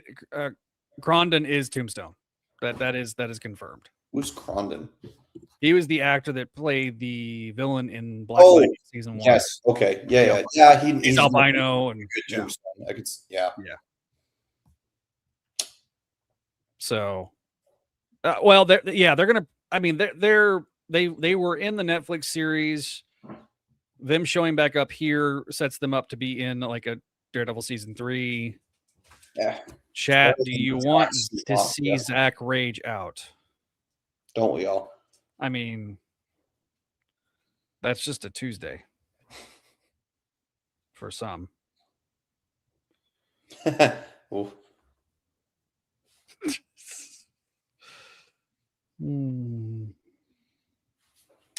I gave Javi another sticker. Damn it. Javi has a collection of stickers on iPhone for me of different Keith David is Ben Riley because the only way Ben Riley be cool. Yeah, he'll be the ultimate Ben Riley. Yeah. I mean, that would technically be true there, Adam. Yeah. I'm not gonna rage over that. I've mellowed out in my seasoned age. Keith David is Mephisto. No, that would be Sacha Baron Cohen. Yeah. He's actually Mephisto. Justin. Now Justin's just stirring up the pot. Okay, so Keith's not Mephisto. He's not Tombstone. He's definitely not Mr. Negative. No, yeah. I'm going with Ezekiel or Big Man. Yeah, I really could see him being the Big Man. I would love that. So, like being the actual big man of crime, like that would be. Like the end credit scene is just setting up Spider-Man 5, I guess, but setting up the next Spider-Man movie, and he's like, "All right, it's your time, Zor. It's time to enforce the law or whatever." It's the enforcers. I saw a rumor about the enforcers in this, or like something like that. I don't know, but there's a lot of there's been so much like speculation, and a lot of the speculation was confirmed by the trailer. Yeah. There's still like they were saying that like that Ramrod and 8-Ball would be in this. I assume as like the opening montage. And it's like name all the bad guys that's been taken down over the last all the D-list like that'd be awesome. All the D-list villains. Like what was Boomerang's comic? I should know this. Is one of my Superior favorite Foes. Superior Foes. Yeah, like all the Superior Foes show up. Like Beetle. So bad. Well, they're that, and see, it's like, gee, I wonder why they're reprinting that in a couple months. That trade, Are they? Yeah, they are. Huh. They're reprinting that. They're reprinting the other. Gee, I wonder why. Yeah, they're like reprinting. Man, there was so many. There's been so many tea leaves that just went up on eBay. They're doing like a Brand New Day greatest hits trade that's like $10 or something. Greatest hits that has ish. that has like, but I think it has all the stories in it like have nothing really to do with, you know, anything in them. Like, I think there's like one Mr. Negative story in like one of the Mark Waid ones that had Marcos Martin art, and then some other Dan odds Slott and was ends. out begging people to retailers to go order the first issue so that way they can get more than 10 issues of his That's series. That's dire, but I mean, I don't think that's gonna last. I mean, I think that'll just be 5. It's just like all the other miniseries they do. They already solicited. I mean, the thing is he was like, "Oh, it's gonna be an ongoing." Then the solicits come out, and it's like, "Oh, it's a miniseries." Just like it's flat out says. Yeah. He's like, "Well, it'll be more if you order it." He said that, and then he actually said it on that podcast. And it's like, well, yeah, that's what JMS said about Torn. I mean, like that's just how it is with like secondary Spider-Man titles. They're basically miniseries. Yeah, it's just a succession of miniseries until JMD does his yearly 4 issues, and we'll interview him about that too. But the thing is, it is dire if like everything, if there's, because now people are basically saying, people are taking from that like the 10 issue guarantee is gone and now everything is just 5. But I mean, it was a 10 issue guarantee if they didn't specifically say it was a mini series. Yeah, exactly. So I don't know. I feel like it's ongoing. It's got 10 issues. But they have been canceling stuff lately before they even get they've been doing that since the beginning. I mean, yeah. Greg talked about that with Starbrand and Nightmask, that it was canceled before the first book sold. Right.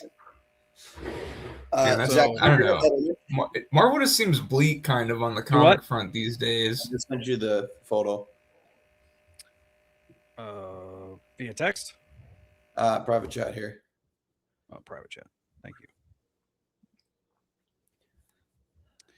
Oh! Could you not see Keith just absolutely rocking this outfit? He doesn't even need the mask. Like, close that suspense. Come on, look at that. I could totally see him rocking that. Yeah. He basically he was in the show Duster, and that was more or less what he was wearing. Yeah, exactly. He could even have the pencil stash. Frederick Foswell. That's my headcanon. That's who he's playing. I've decided this. Yeah. So have him play Patch. Have him play Fred. I mean, listen, if he plays Frederick Foswell, that's a deep ass cut. Like a deep ass cut. Is it? Wasn't he? I'm still thinking of Spencer's run where they did the whole thing with the big man and Big Man's daughter. Yeah. Or son. Big Man's son. Yes. I want. It was Miles Warren. Yeah. That could be the one. Could be the one. The Kingpin rights are they're a little complicated. They're strange, but I mean, if he's playing Connors, I wouldn't be upset. Honestly, that would be cool. That would be fun. That could fit too. I honestly don't think they're gonna do, at least for this next trilogy, they're gonna use any of the ones that were in No Way Home. Yeah, I do agree with that. Honestly. They just they brought everyone back. You can't now just be like, oh, this is Norman Osborn again of this universe. Oh, this is Connors again. Like, now that depends. If the next Spidey movie is after Secret Wars, which it probably will be, and the soft reboot happens, narratively, sure, I still wouldn't like it. I wouldn't love it. Don't get me wrong, but from a narrative standpoint, that would give you the creative freedom to say, "This is Kirk Connors." You know, it gives you the out to recast. They could, I mean, the thing is, like, they could just do it now, but it feels kind of weird to do it now when they brought the old ones back, you know? Right. That's kind of because it's like, okay, and it's like Josh said, like, we already did that technically. What I hand and boomerang in it's because we haven't actually really done this. No, yeah, they haven't done that, and it's like, well, you know, these are things we can use. Listen, I think the next at least 2 movies, this one and the following one, are going to be far more street level. Good. Which I'd love this to be an entire trilogy of street level. Have the big bad be Keith David as the big man. Yeah, and the thing is too is like you didn't really you could have Keith David as the big man, Tombstone's his lieutenant. They're fighting a shadow war with the Kingpin. They brought on Scorpion, it didn't work. They've tried using the Hand, it didn't work. They bring in someone else for the second movie. Final movie. I feel like the Hand is going to be their own thing. It'll be interesting to see how they fit into this because it seems kind of random, but it does just seem to be a lot of shots of, okay, we don't know the timeline on any of this stuff. Yeah. Well, we can get a good it's basically going to be like, okay, montage, this is what he's been doing for 4 years, and now MJ and Ned are back and he meets up with them and it's like, I'm not feeling so good, but it's like, oh shit, new powers, and then it's like, well, got to go to Bruce Banner and see what's going on, and then meanwhile the whole thing with damage control and the potential mutant stuff, right? And then Scorpion's in there somehow and Punisher's in there somehow, and I guess we'll get Hulk somehow. You know, something will happen there, and then. But like, think of when they were advertising No Way Home. It was so heavy set on, oh my gosh, Peter's identity just got revealed. Meanwhile, that was the first 10 minutes of the movie. Like, yeah, pretty much. It's going to be, like I say, we are in the middle of March, and we've got May, June, July. Almost the end of March. We're basically in the second half of March. Yeah, so we're almost in April. 3.5 months. Yeah. I mean, the hype train's going to be rolling. 4.5. They're definitely going to be rolling on the hype train. I do like that New York is prominent because we haven't had that since Homecoming, basically. Well, we had it in No Way Home, but No Way Home had such a big cosmically seeming, you know, it was like a cosmic threat. This was, but this is a little more low key. I did a first time watch with Gerard over on the Patreon, and where I got Gerard's live reaction to the film, and that was something that I did talk about.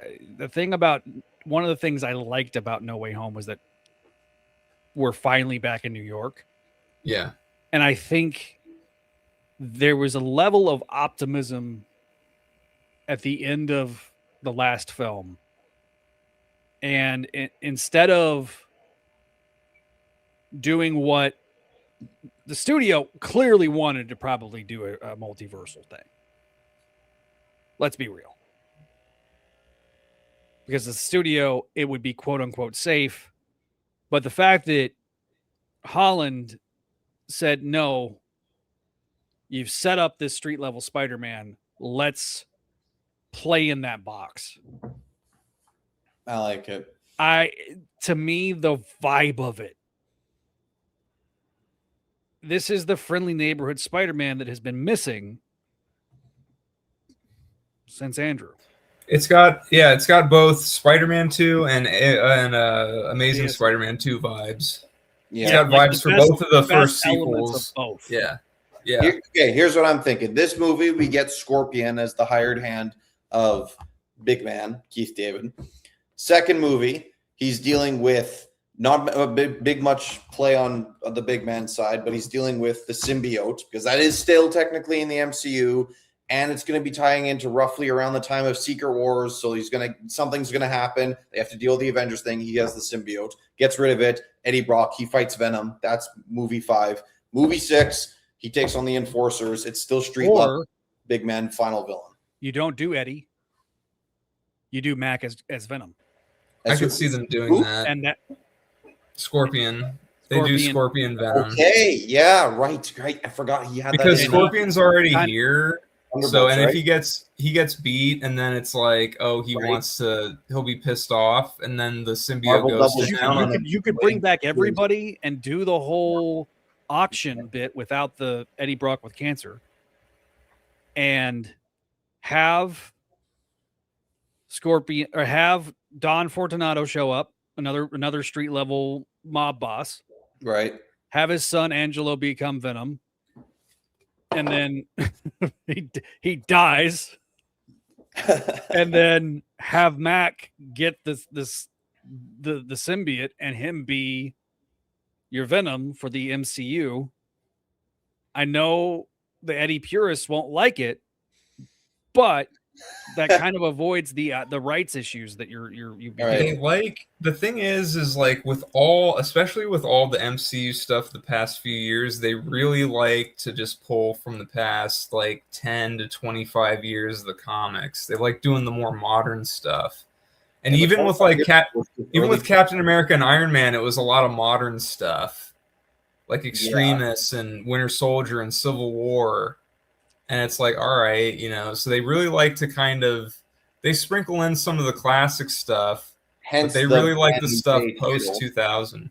Yeah, exactly. Like and One More Day, like they did One More Day, they did Omit basically for No Way Home. They did, and now they're doing Brand New Day because it fits thematically, and it's like, okay, like they really like to pull from the newest stuff. I guess because it's they probably think it's easier for people to digest. It's like it's more current, relatively. And the Man Spider story to me fits if we're introducing the mutants and they have been liberal with pulling the stuff from the 90s show, and who is going to sit there and be like, it's coming. Yeah, like Semper's gonna say something. That did happen, but that was did happen though. Yeah, but your core audience of 18 to 45, the tail end of that audience grew up with the 90s show. Yeah, okay. Sure. Like you're 35 to 45. Does that mean we have a chance of having Morbius with the suckers on his hands? No, I don't think that'll happen. That chance was lost in Jared Leto. Yeah. Not getting his Morbin type sequel. I'm trying to think what else was in the 90s show then that could be brought into this. Like literally the Man Spider episodes are when they introduced the Punisher. There you go. They might have. I had forgotten that part until like Donovan brought that up to me. I was like, oh yeah. Yeah. And again, the whole Man Spider arc started with the X-Men Spider-Man crossover. Right. On the 90s show. He jumps into there. So I feel bad for Symbio Bro though, because Symbio Bro, there's no way that he would ever be happy with our Flash Thompson in this universe being Agent Venom. Right. Yeah, well they're not gonna do that. That's like that's Dude, the thing. I love Agent Venom. He's great. Oh, I see. I can look. I can see that. Again, with the soft reboot, it allows. It's really about the thing is too is like you don't want to complicate the narrative too much, right? If you start this isn't the comics. I think they will largely not touch the Spider-Man stuff because of Spider-Man and Fantastic Four are what they're building off of, and then X-Men's going to be the big thing. Right. Like the mutant saga, like the end of Phase 6, the end of the multiverse saga is going to bring back the 2000s where that was the popular stuff. It was Hulk, Spider-Man, Fantastic Four, and X-Men. It was not the Avengers. We're finally actually branching away from the Avengers. Yeah, like the Avengers are going to rest for a while, and then you can bring new versions of the Avengers in. and eventually set up your Avengers versus X-Men, which will probably be like the halfway point of the Mutant Saga. See, I don't know, but like even the fact that Captain America was in the ice for 67 years, like now it would be Captain America was in the ice for almost 100 years. Yeah. That's nuts. Yeah. Yeah, but think about what It's also way more of a culture shock too. Like it's even a bigger culture shock. Like it's been 100 years. You wake up, see the world, and be like, "Nah, I'm good. Be like, I'm out. Put me back in the ice. I'm done. Where's Peggy? Peggy! Damn it, Peggy. Yeah. Put me back in the I ice. don't know why Steve suddenly became Hank Hill. Bobby, there's two loves I have in this world. Your mother and the clean burning fuel of propane and propane accessories. So, all right, man, we spent 30 minutes talking comics, and we have spent over an hour and 15 minutes talking about this trailer. That's almost 2.5 minutes long.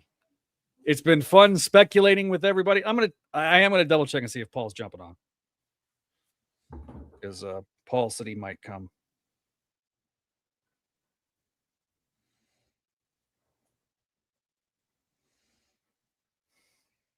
So I've sent up the back signal. Time to wrap up. Zach's doing voices now. Well, those are the voices inside my head. There's a lot that you can fit in there. There's a lot of head. Wait. Wait. Hang on. Back up. What? Womp, womp, womp.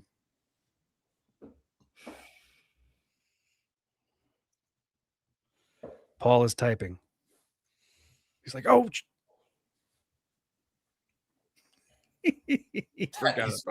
He forgot about us.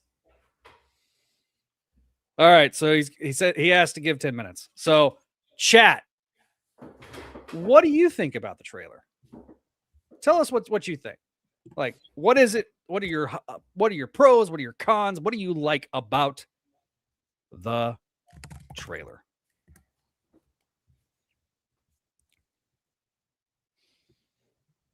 Leave a comment down below. Like, share, and subscribe to this video. I do overall like the trailer, and I'm pretty optimistic about the movie itself. I think it'll be a fun time. I'm freaking stoked. Mm-hmm. I like, dude, I'm gonna get so many Spider-Man gigs. you are gonna, dude. July, you're gonna be sweating like a whore in church in that suit.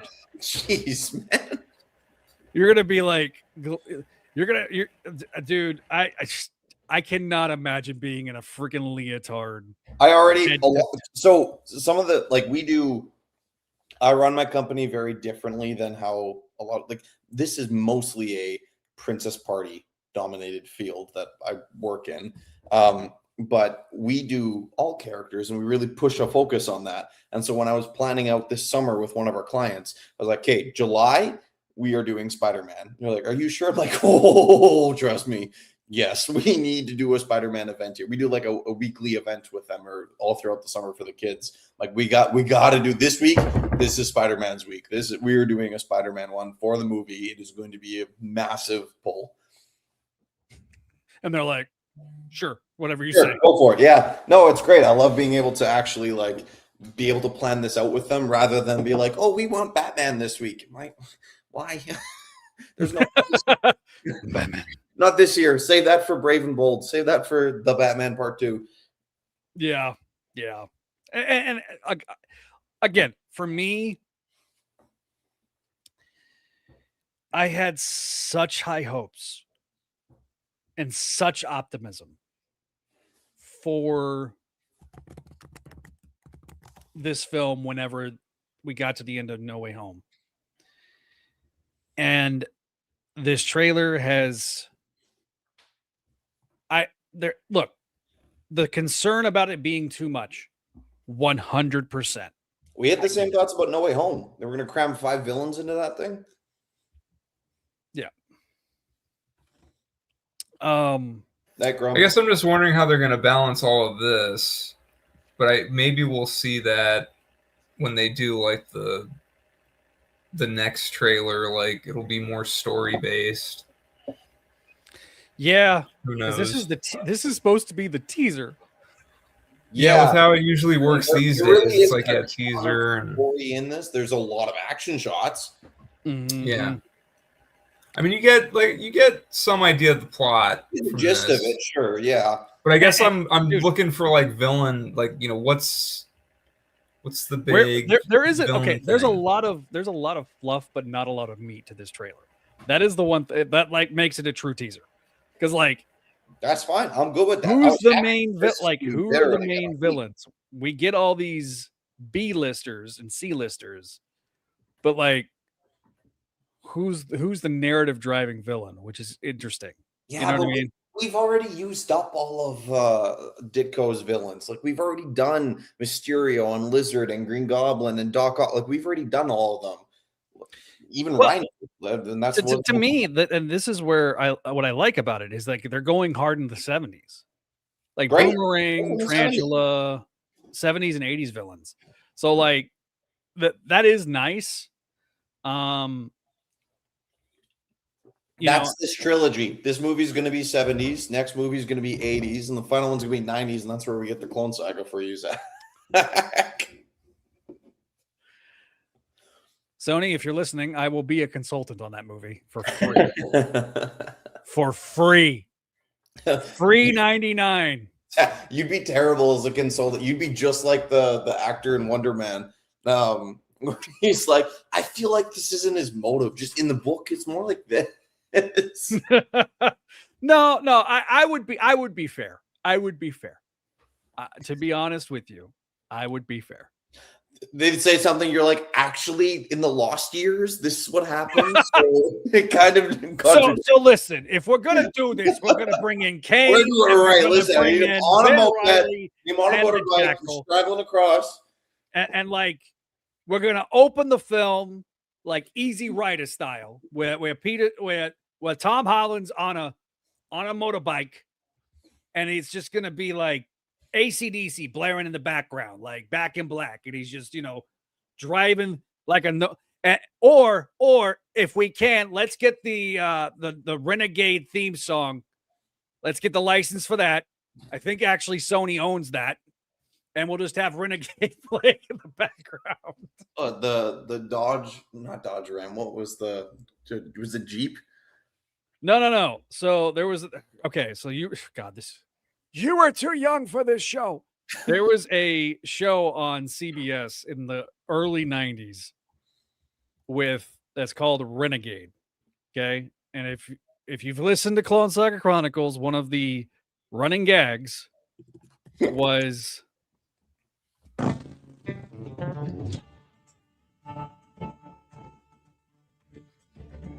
every time we brought up Ben Reilly.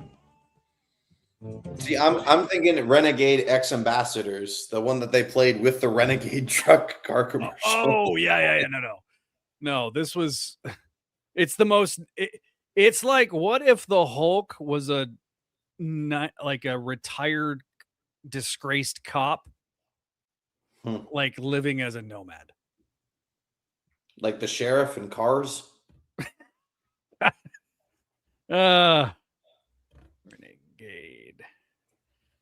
Renegade for his TV show. We joked that Ben Reilly was Lorenzo Lamas from the show. Share screen. So this is to get into the lore. That's Lorenzo Lamas. And he's got cane hair there. Yeah, well, but in the Lost Years, Ben had more longer hair. Did he? Okay. Yeah. So, but yes, that is more like Kane. But yeah, I mean, that was Renegade TV show was that like, whole everything prior to like brand new, even the brand new day era. Anything prior to Nick Spencer, for the most part, is pretty fuzzy on my knowledge of Spider-Man, of like what everyone looked. As far as I'm concerned, Kane has only ever looked like the red bottom with the black top of a Spidey suit, and the one where he has a purple scarf. Apart from that, Yeah, so it ran on USA Network. Apparently we can watch it for free on Tubi. And the final episode was April 4th, 19. It also ran in syndication. I think it also ran in syndication too. But yeah. 6 out of 10 on IMDb. But man, yeah, this was a running gag. Don LaFontaine did the voiceover narration for the can you imagine? It'd be so funny if we just find out Keith David is literally only a narrator throughout the movie. That would be funny. He's just narrating the whole thing. I'd be fine with that. Yeah. Now, for those that don't know who Don LaFontaine is, he was the guy that used to do every movie trailer voiceover in the 80s, 90s, and early 2000s. In fact, they did a Geico commercial where he was narrating like this lady's like misfortune, and they just brought him in. Like that was the joke. Until they got epic movie trailer voice guy. Basically, the voice that he does for epic trailer voice is based on LaFontaine. It's literally based on him. Delighted with despair. Out of the ashes rise one hero. Kelly was Zach Joyner stars in Five Head. Yeah, exactly. It's 100%. Let's see, Don LaFontaine voice generator. Oh God, somebody has made an AI nonsense. Oh, I'm so sick of it. Man, I won't name names because this is on the internet, but we've had clients that have advertised events we do with them with AI. I'm like, I sent you photos of my characters that you can use to post. Why are we AI-ifying them there? Oh, terrible. Yes. So in the chat, I'm posting the bit in the chat and in the private chat too, so you can click on it. But that's the Don LaFontaine commercial.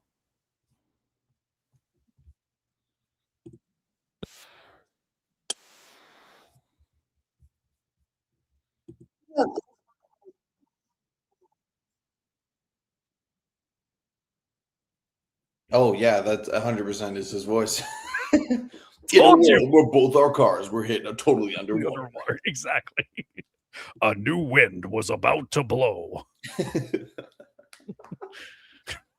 Like that's what freaking that's the you now understand the entire joke of epic trailer guy. That's it. That's the voice. Yeah. And then there's the like it's still his voice, but it's slightly more happy because it's a coming of age story. Yes. Like, enter freshman high. Like, okay.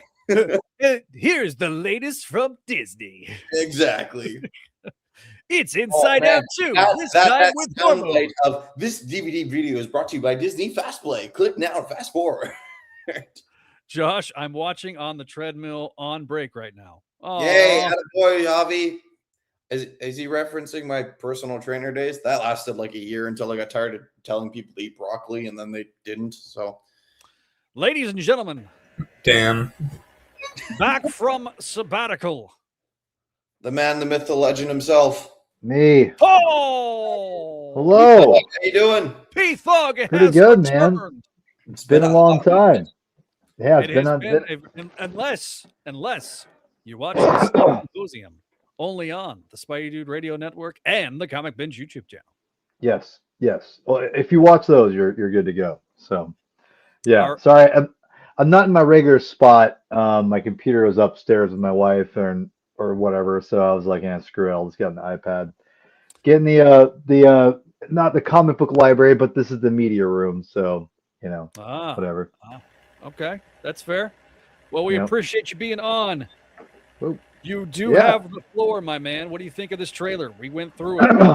Well, let me grab my drink. I'm going to clear my throat a bunch. 1 second. Sorry, I got on. And it took me forever to log in for some reason. I was like, it's been a minute. So, 1 second. Um, I'll be honest, like, I hate trailers in general now. I just I don't think they watch a all lot of suck. them. Yeah. Yeah, here's the thing. The problem with trailers is now they're always trying to one up each other, and obviously they're trying to sell the movie, but they're so over dramatized now. I just can't. And they've always been dramatized to an extent, right? Like that. I'm not trying to like pretend like they're not. The But it's problem the is people after, well, I'm going to say the bad word, COVID, where like we got to get people back in theaters, watch it live, come watch it when it releases. So they got to over dramatize it. But yeah, I see what you mean.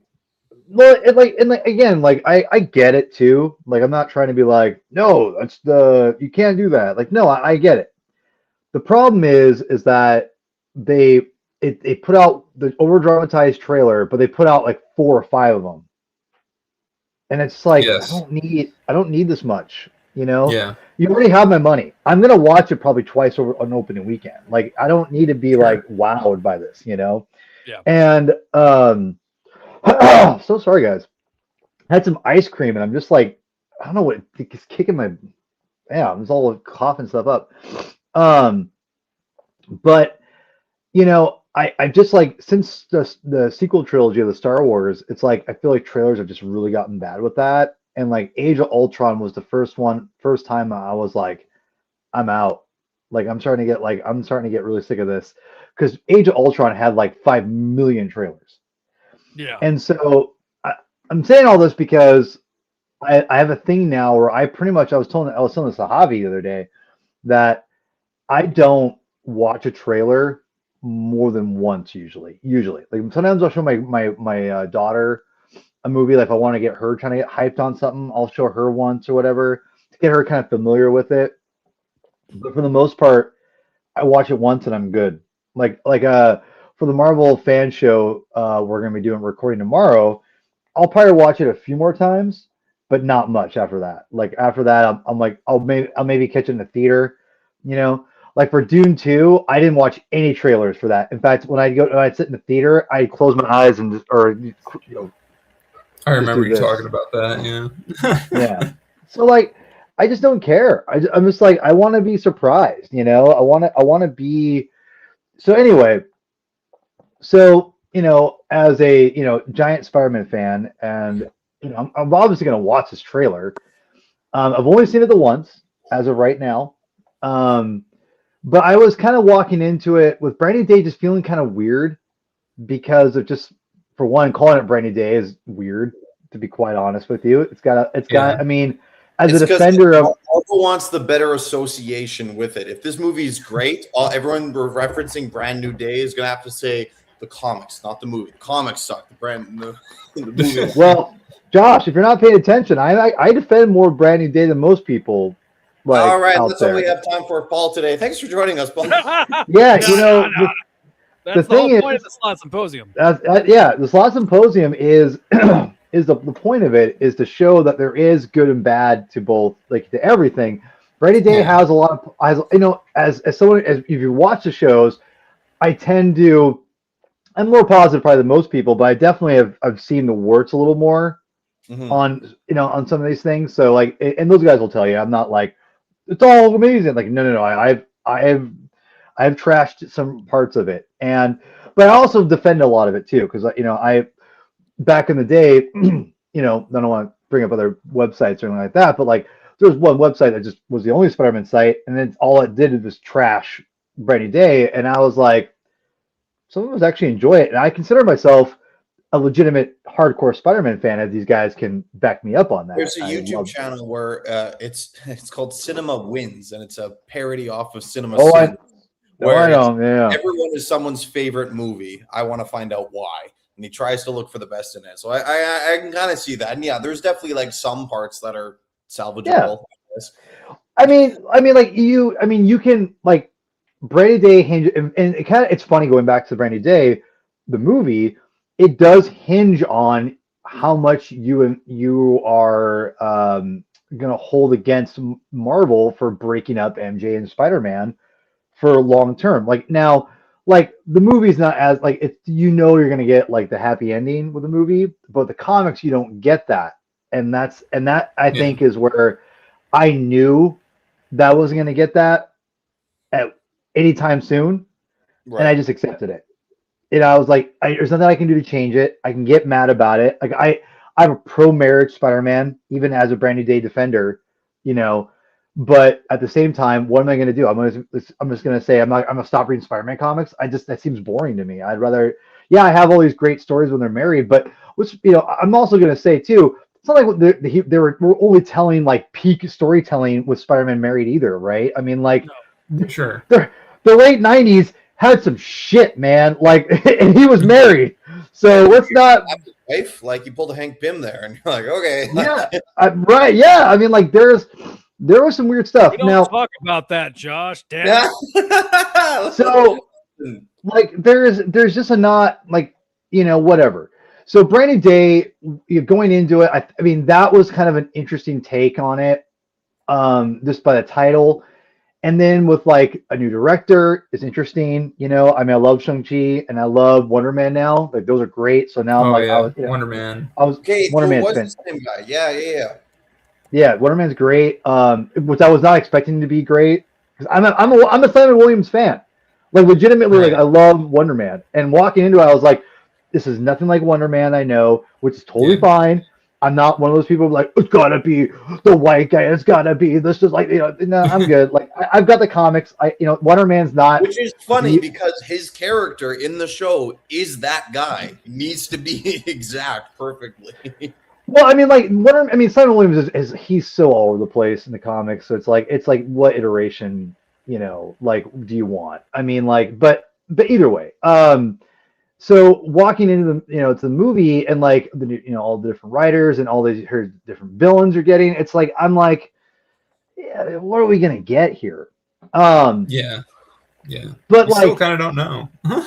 Well, right, we don't. I keep hearing about Mr. I had no idea Tarantula was in the movie because I try to avoid stuff now. That's what I'm trying to think. It's like, what other villains can they use? Like Adam and I were kind of agreeing on the fact, like, okay, they're not gonna redo Green Goblin, Lizard, Doc Ock.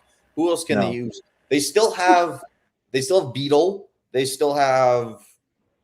Well, they already used Shocker, but like they didn't really use Shocker. Like I know they filmed scenes with them, but like they didn't really use them though. Which Shocker was it though? Was it Herman? I think it was Herman, right? Technically, it was both. Herman was the second Shocker. Montana was. That's true. Yeah, they did use so the both. black guy was Herman. Yeah, he was Herman. The white guy and the black guy. The white guy was Montana, and he got killed. You know what? Slight hiccup. I'm still saying Keith David is big man. I want that so bad. Like he wants to speak that into existence, Paul. It's gonna happen. Keith David he can do whatever the hell he wants, man. He's amazing. Like he's amazing. He's so good.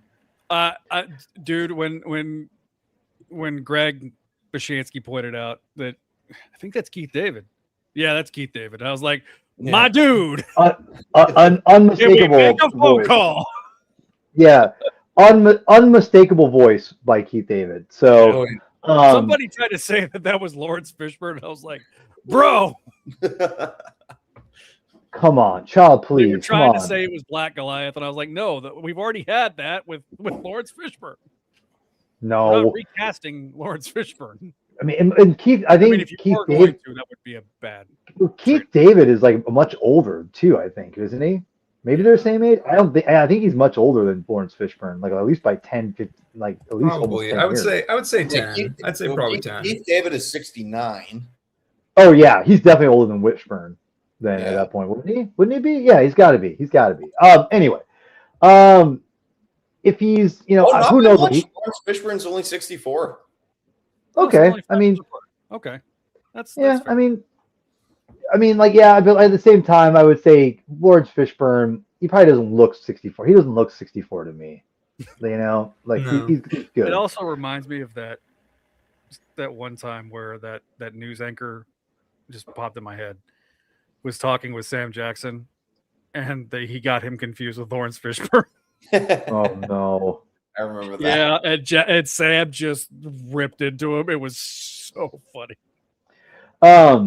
So yeah, like walking in this trailer in this movie, just I didn't know that I kept hearing the Mr. Negatives in the movie and like I forgot Tombstones in the movie. I didn't know Tarantulas in the movie. I didn't know if Boomerang was in the movie because Javi kept saying to me, "Oh yeah, Boomerang." I'm like, "No, he's not. How do we know he's in this? You know, like what the hell?" So I mean, like, yeah. So like, I walked into this very fresh, and I watched this morning, and it came away really impressed. Really impressed. Like straight up, was like, okay, like I'm in. Like I mean, like I was already in, but I'm like legitimately like putting Punisher and the Hulk in the movie. Like where is this all gonna carry out? Like where is this? Yeah. And that was a very like already I'm like, okay, this seems fresh. I mean, the fact that even though Marvel is not like the MCU is not on its peak level of popularity, the fact that Sony still sees value in it, and the fact that like they're still going to be using like the Hulk and the Punisher in the same movie is actually kind of brilliant on their part because they're going to be utilizing the assets of what makes the MCU great, which they did before, but now they only a little bit with Steve Strange. But like now with the Hulk and the Punisher and all these different villains, they're really, I mean, even though the villains they technically can use without Marvel, but still the fact that they're using the Punisher and the Hulk is a pretty big deal. And the fact that like they still see value in that, and they're probably, and to be honest, the more pumped up we are that they're in this movie, only like pushes Sony to use Spider-Man more in the MCU further instead of away from that. The Hulk / Bruce Banner has probably been in the most MCU projects now. Yeah. Like obviously his solo movie, plus the 4 Avengers films, plus he was in She-Hulk, plus he was in the end credit scene of Shang-Chi and Captain Marvel, and he's now in Brand New Day. Am I missing one? Yeah, well, I mean, think about this: when Universal owns your movie rights and refuses to make a movie with, might as well use them in everything else you can. Oh, and he was in Thor: not Love and Thunder. Ragnarok. Yeah. I mean, so he's 10 of these. Stupid. I think Universal's so they have done more now. This may have surpassed Downey. Right, because Downey was in the 4 Avengers plus the 3. What about Nick Fury? Nick Fury, right. I think Nick Fury is sitting at 11, so he's like right under Nick Fury. But still, that's what I like. I like it not having like I can't stand the fact that Sony can't make a Spider-Man film without having a Marvel character in it. But I do like the fact that it doesn't have to be fully like it's a Spider-Man movie, but it's also kind of a Hulk movie or kind of Doctor Strange. Like this trailer really gives off the vibe. This is Spider-Man. It's in New York. He's going to run into some other heroes because of course he is. Because it's stupid to think that, there's a big problem in New York and literally no one else responds but Spider-Man. Come on. Like, yes, Frank Castle gets in there and he takes a bazooka and Spider-Man's like, go home, Frank. Like, man, that scene was like so Punisher Spider-Man dynamic. Absolutely. When he webs him from saying the F word it's like you're talking like that was peak, as the kids would say. That's peak. Because like everybody's reaction was, oh yeah, this is a PG-13 movie. He can't cuss like he normally does. Yeah. In the comics, he couldn't do it either. Right. He's gonna Cap reference it, but he's just like, go home. You're just annoying. You're just making things worse. Like, just get out of here. It's perfect because his powers kind of shut him up, and he can say that stuff to Frank, and he doesn't have to worry about Frank, exactly. Josh, you said something earlier I wanted to comment on, and we probably disagree on this too, but you think like Spider-Man wasn't his movie. I know Homecoming's that's a whole debate, right. Which I don't want to get into that. But you think it was a Doctor Strange movie? I don't think it's a Doctor Strange movie. I think Sony seems to think that it has to have an extra character of Spider-Man's not good enough on his own. He has to have something else. It's why Sony created the whole Sony-verse of like, there's so many other characters we can do. We don't need Spider-Man. it just Spider-Man is good enough on his own. He doesn't need to have someone else in it. That being said, I like the fact that it's not like it's so stupid every time we read a Spider-Man comic. And you're like, where the heck are the Avengers? Where is the X-Men? Where is literally every other hero in New York? No one is dealing with this Doc Ock trying to mind erase the entire Earth, and not a single other hero shows up. Are you kidding me? Like, I like the fact that there is that a little bit of crossover. This trailer gives off, like, compared to when I watched the No Way Home trailer, that one was really much of like, oh, Doctor Strange is a full major player in this. Seeing Bruce Banner, seeing Frank, this didn't seem like they're like one of the main characters in this. It's so interesting because I never because and again, this kind of almost back to our Brand New Day comics thing was with Sony when they brought him over to the MCU. I knew exactly what they were going to make him. They're going to utilize the MCU because they were so afraid of damaging the brand further. They went crawling back to Marvel, and I expected Iron Man I wanted Captain America to be the father figure more than Iron Man, and I lost that bet with my buddy Sean. Was that Adam? I'd like that better, honestly. No, I like it better too. It would have been better. I like it. Well, received on maybe your guys' end, I would say the opposite. I think the mainstream loved Iron Man being. Oh yeah, they did. No, they did. Oh yeah, they did. Oh, for sure, yeah, because Iron Man is the MCU. I read a comment that was like someone brought up the whole like the Endgame thing when Tony comes back and the first thing he says to Cap is "I lost the kid," like that whole thing. Yeah, people eat that stuff up. Like there was a real relationship there. What I think Justin here says it in the chat was that. No more Iron Man Jr. Spider-Man doesn't come across like the sniveling intern anymore, where in Homecoming he was Iron Man's sidekick. In Far From Home he was Mysterio's sidekick or Nick Fury's sidekick. In No Way Home he was Doctor Strange's sidekick. This is finally like Spider-Man's his own man. Like he is taking on Boomerang. He's taking on Tarantula. He's taking on the Hand. This isn't I need to be the help for the Hulk. It's the Hulk is helping. It certainly me. helps. I'm asking for a little extra guidance from Bruce Banner or from Frank, but not really because Frank's a jerk. Like, this feels more like the friendly neighborhood Spider-Man in the MCU. What's they even say in the trailer? Right. And I think that's the biggest difference. Is that this is not a kid. He's more an adult here.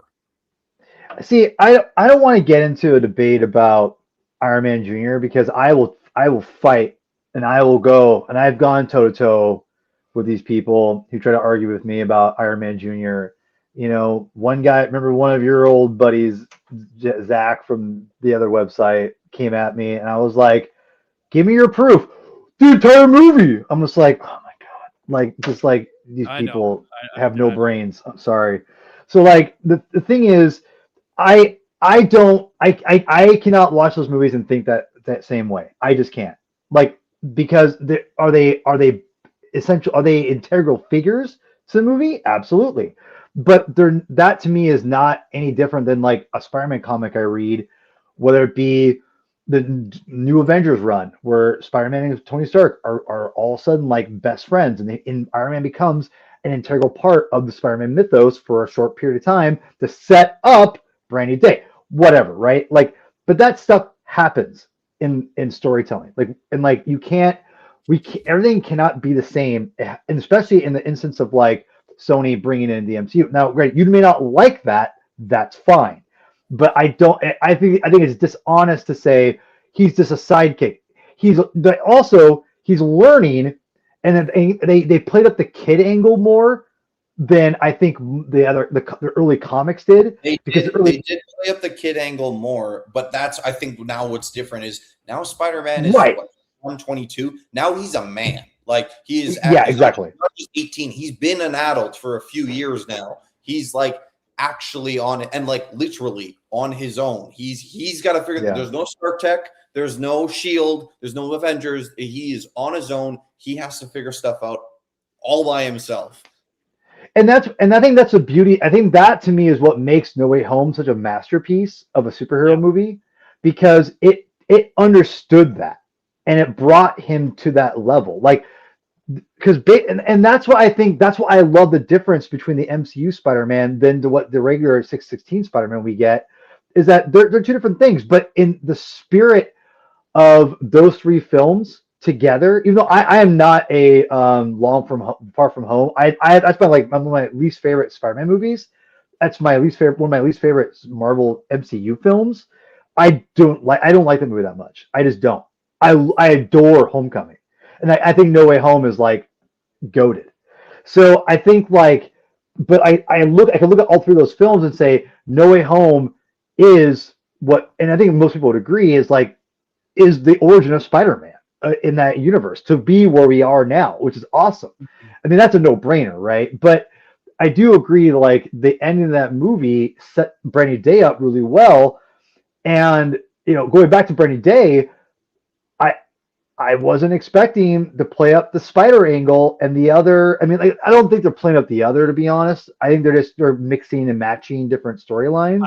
A lot of people have said 90s show, Neogenic Nightmare. If we're further advancing the mutant subplot throughout the MCU, I mean, it kind of fits together. If of him becoming Man Spider, I mean, especially 90s show Punisher's introduction was the Man Spider story, where he mutates into the Man Spider in the Six Arms. So, we know. Yeah. I made a John Semper joke earlier about it because if that happens, we know that he's going to be out there going, and I will bet $5 that he will get a special thanks in the credits if that is adapted.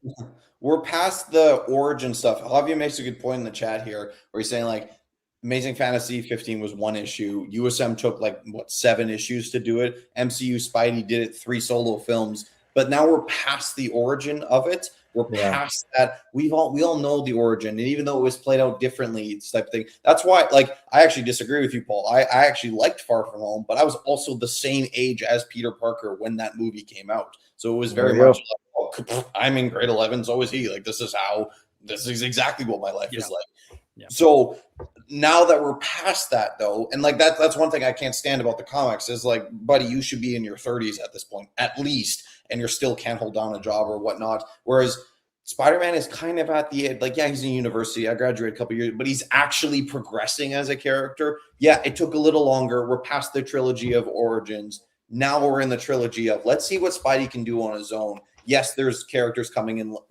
Hulk, a little Frank Castle, but we still have just a Spider-Man movie. This really is a brand new day for Spider-Man. It's not this crap from old. We're pulling it. We did a reset. Let's get on with it. Let's stop the origin stuff. Let's see what Spidey's made of on his own. And I think that's. I mean, Holland, I think, had a bigger hand in the creative direction. I think that was one of the things they did to entice him to come back because his contract was up. They paid him an effing load. I mean, he got a Brinks truckload of money. Well, he had to pay for that wedding somehow. So, well, I mean, but some of the things to think about here too, because I'm interested what happens to his career post whatever that freaking movie's called. Oh my god, I can't remember the name. Odyssey. Yeah. Because I feel like his career is kind of a bust. I hate to say that, but exactly. He's got Spider-Man and that's it. And I'm like, dude, I mean, he seems like a nice guy. He's got his he's got his small business and he's a decent Spider-Man. He's a good Spider-Man, all that. He's a good, newer Spider-Man. But that's all he's got. Well, I agree, because here's why. He's the first Spider-Man to have be in 4 solo films. Yeah. And that's a big deal. Mm-hmm. And Toby was going to do that, but it fell apart. Yeah. And I'm like, whatever. But the thing for me is I think Toby at that point probably is almost in the same boat as Holland was.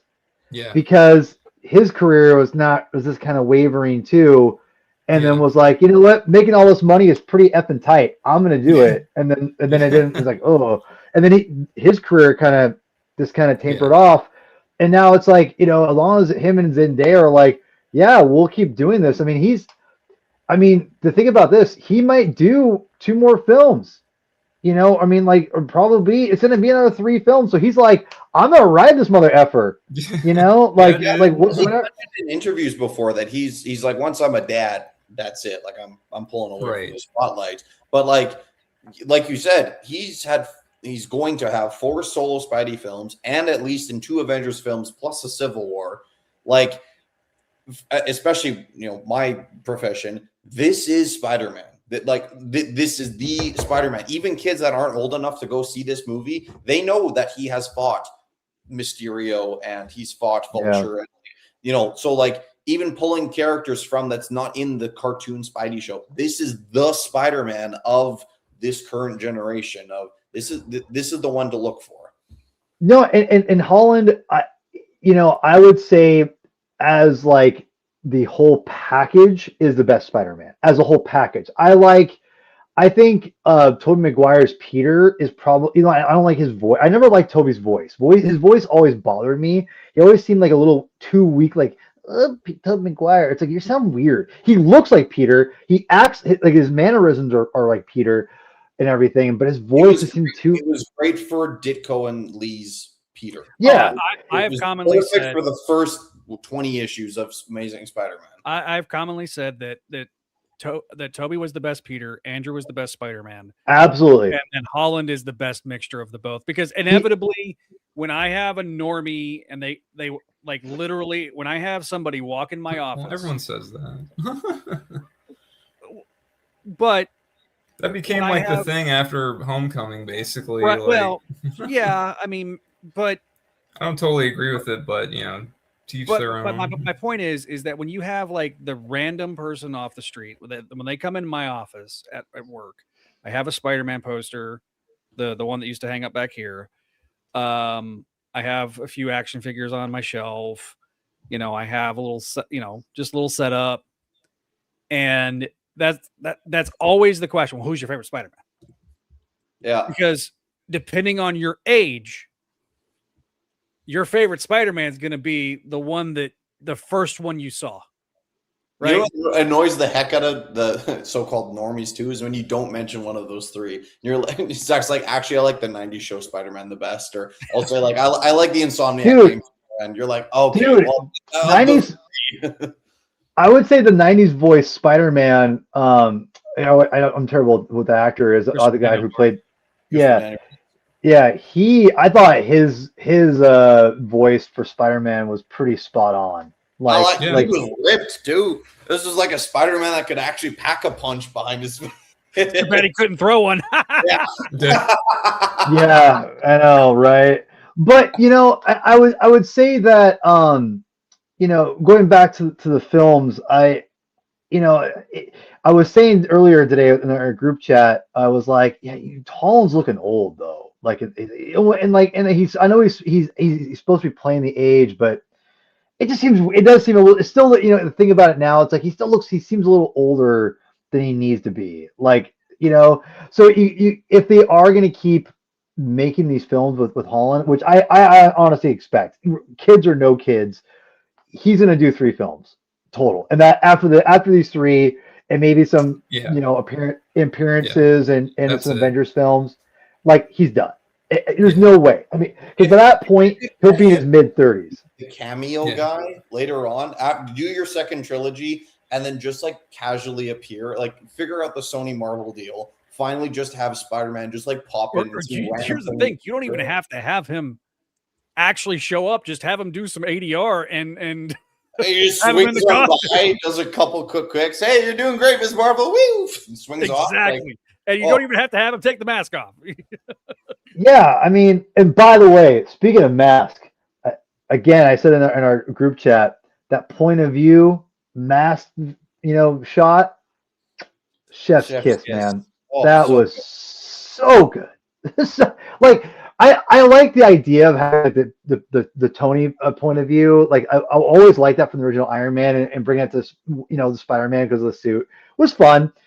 But seeing that, like that was the great the alternates, the flip side to Tony. Like it's like it's just a spandex mask. That's it. And I like the idea of going and bringing in that humanity aspect, which I thought is so crucial to the character, and bringing that back to the audience and saying like this character is not like this super like godlike being like Thor. He's not Iron Man, rich as hell.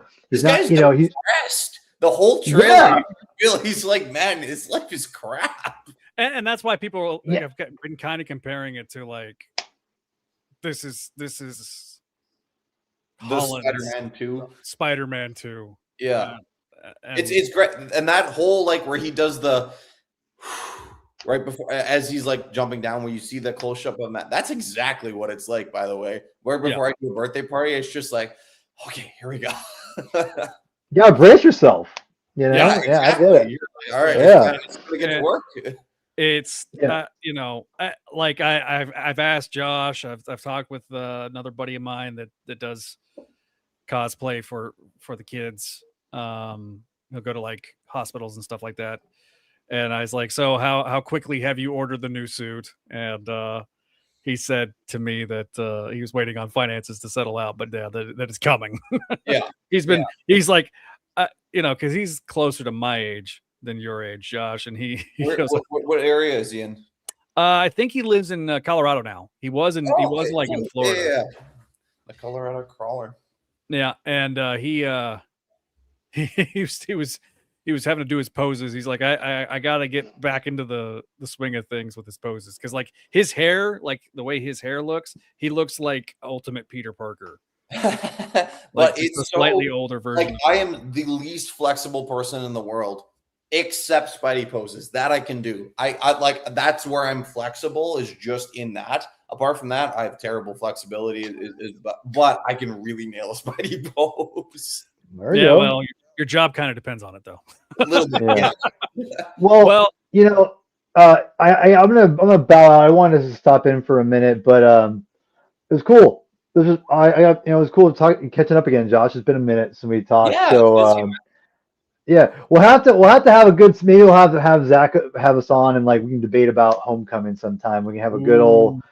See, okay, so I don't think I've ever told you this story. Real quick before you go. Sure, you're good, man. You're good. Grade 10, because Homecoming came out summer before grade 10 for me.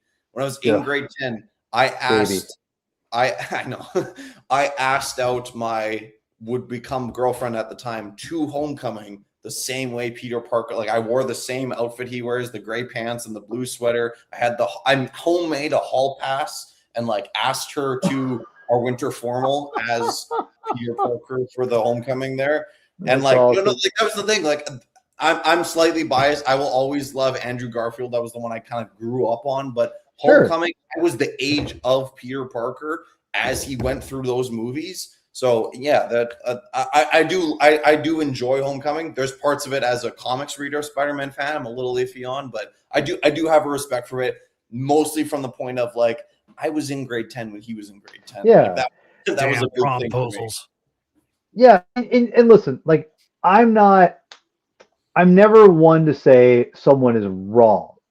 I only want to give a different perspective and to give consideration to that perspective, and it goes both ways. And I think that because I'm not going to change anyone's mind, but I think it's worth showing people that there's more. It's the fan base is more than just one way of thinking. Because I can be called a contrarian sometimes, and that's fine.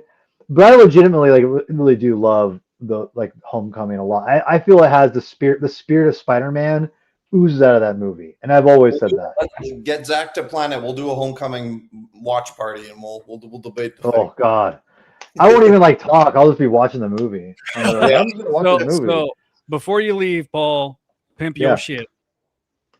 Yeah, I've got my Comic Binge YouTube channel, which is kind of dialed back the last year. I was doing like a show a week, and now I'm doing like a couple shows a month now, and that's been pretty good on me, to be honest. I was getting kind of burned out. You there were for a like minute. hustling hard. I was for a while, still hustling, but but like part of it was I wanted to build up like a catalog from behind, so people like I don't have to be like doing it every week, so I kind of figured do that now and whatever, and so it's kind of like I may ramp up again at some point, but I'm also doing music. So if you guys like post-punk, shoegaze, synthwave-ish music, go check out my band Victory Formation.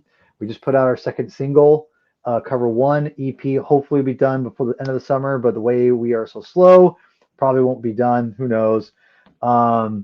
Mixing is no fun, but I'm extremely proud of it, and it's good to be doing music again, to be honest. So go check that out. You can it's on all of them. It's on everything you can think of.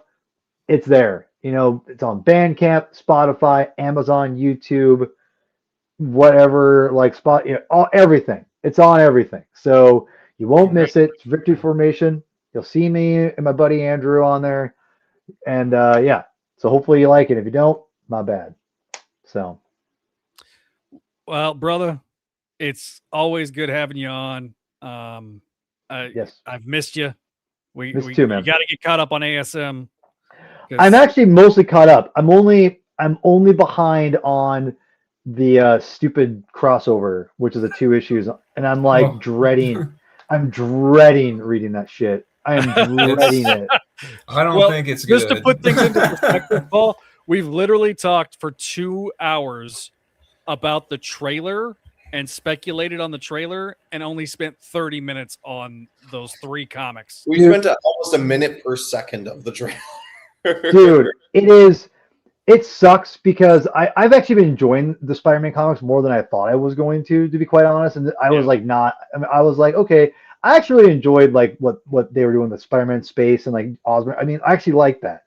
And it's then better knowing than like this, I'll tell you that. well, and also but also knowing this looming turd that is coming, which is the Venom storyline, and the fact that like Mary Jane is Venom just makes me like nauseous beyond belief. Like people talk about Brand New Day being awful. It's like, how about making, I don't know, Mary Jane, who was basically almost like basically has PTSD from Venom, like terrifying her and imitating her husband in a very intimate way. Oh, I can't stand that. Oh, it's okay. I'll be Venom. No big deal. What the hell are we doing? Preach. Like, what the hell? And then on top of that, you make Eddie Carnage, but Carnage is like fully sentient. And oh, dude, the artwork's pretty. That'll be the artwork's pretty. If there's anything that's ever saved an F comic ever, it's from the artwork. They're like, well, it's nice to look at. I mean, I gave it a listen. I story is absolute dog water, but hey, at least it's nice to look at. Adam can attest. Outside of like 8 Deaths of Spider-Man, which I despised, it was fine. I thought it was okay. I'm pretty sure that's the last comic I read was like Death number 6. I have been very, lukewarm to positive about most of these comics over in the last 5 years. This is at the Dark Web was a very dark time for me. No pun intended, but this may be as bad for me personally as Dark Web was. Really? No. Yeah. And I could, Zach, I could tell just because I didn't like Dark Web either that much because I liked Chasm a lot. I like Chasm a lot, but like I did not like Dark Web. I hated having the Inferno part of it, but holy shit, like. No, I read like the first like page or 2 of like not this issue but the issue before. Like it's part 2 of this. What? Last I read, Spider-Man was in space with like Rocket and a bunch. Oh, he's back. He's back on Earth. Yeah. Okay. And I really enjoy. Really like that stuff. That was great. That was fun. Like I don't mind. What did he say? She goes, okay, I might have just become a Paul Stan now. We can become friends over our hate of MJ Venom, but I still don't forgive the Shift hate. Shift? Oh, Miles is. Oh yeah, girl, that stuff. I was right. You know why? Because I ain't here no more. I ain't here no more. Is Shift the one that's like Superhero Squad Hulk level dumb? He's like Venom, roid raged Venom. Oh yeah, okay, of the 90s, yeah. Listen, y'all. Like MJ Venom is one of the stupidest things an editor would have ever approved, and they spun a wheel. They're like, let's make MJ which Spider-Man? Venom. Okay, sure. Well, there's been a long-standing narrative in Nick Lowe's run. Was it Ewing? It wasn't Ewing who did that, right? Ewing's the one writing it, yeah. Not you, Al. No, Al was such a good writer. Dude, that has to come from Lowe. It has to come from Lowe. If you go look at Carlos Gomez, like, and some of his comments and like the Reddit stuff that they've brought him on to ask him questions, because like the r/Spider-Man is like hardcore marriage. That's like Yeah, and so they did like a whole Q&A thing with Carlos Gomez, and Carlos is like, dude, we're just rolling with it. Like it seems like it's coming from not just editorial but above. Like Zach, who wrote Spider-Man trying to get his power, his mojo back with Black Cat and Captain America? Jed McKay. Nope, not the one I'm thinking of. It was an artist. It was Carlos Gomez. He did that. Yeah. Oh, the Carlos. Well, he did. It was Carlos Gomez, and but it was Jed McKay and Carlos Gomez. That was He wrote the issue. Yeah. Carlos and Jed did that. Gleason needs to write Spider-Man. That dude got Peter Parker. That was that's who I want as the next. Gleason wasn't bad, and like he's great. I get it. Yeah. He's an artist. That's what he wants to stick with. But like, dude, you got him like that. Oh. Just he would be Nick Spencer 2.0 for me. That would be the next, like, I could actually like get behind reading every issue, excited about it. I think I need to read Jed McKay's Black Cat run. I love Jed McKay. His Moon Knight stuff has been fantastic. 100%. He loves that. Yeah, but Jed McKay's Moon Knight and Avengers too has been very good. I've actually been very impressed. It's not like it doesn't have peaks and valleys. It's pretty just goddamn steady, and it's pretty fun. And like, I'm bummed it's ended. I'm behind on that a little bit, but I read the whole thing. It's been pretty good. I think he can play in both street level and the superhero stuff pretty well. I would say he should be writing Spider-Man next, because if you want to hear a wisecracking Jed McKay, go read his Taskmaster miniseries that came out right around when about 4 or 5 years ago. It's really fun, and I was like, okay. Yeah. So, I he think should be writing Spider-Man next. That would be the people's choice. Because Yeah. I mean, look, I give Kelly credit. He's done a lot better than I expected him. He's too old. But to me, we've got to go out of the bench of the Brand New Day bench. Please. But but we need new leadership. Brand New Day? Agreed. No. See, that's why I liked it. Yeah. But we need new editor. We need new leadership. Period. Just needs new leadership. Yeah, 100%. We've agreed on that for a long time. Yeah. All right, guys. I'm out. Get out of here, all right. Bye-bye. I was going to wrap things up. All right. Gleason wasn't bad. Friendship was ended. He didn't see that part. Oh, man. Okay, guys. So we have been going almost 3 hours. I have to be up early in the morning. So I am going to give the floor to Josh and then Adam, and then we'll wrap the show up. Final thoughts, brother. Final thoughts. I'm really excited for seeing what happens next with Peter. I am so Keith David has to be the big man now. That's your my headcanon. headcanon. Your headcanon has set, and he will not accept I'm any going to be very disappointed if it's not. But yes, I really want to see Keith David. I'm sure he'll be great in every time I see him in anything. He's just fantastic. Yeah.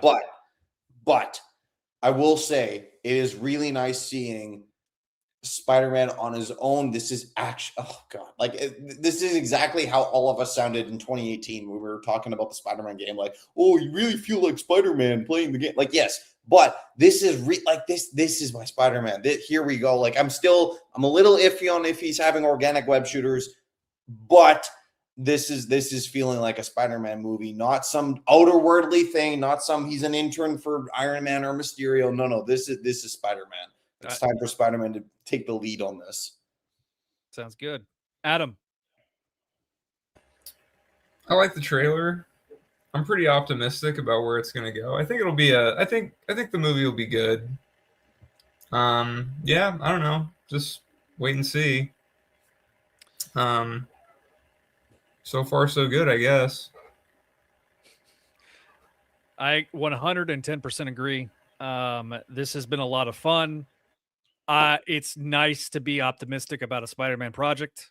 Yes. Yes. Isn't it nice to be excited about? Yeah, look, when it comes to the comics, I've been mostly cautiously optimistic.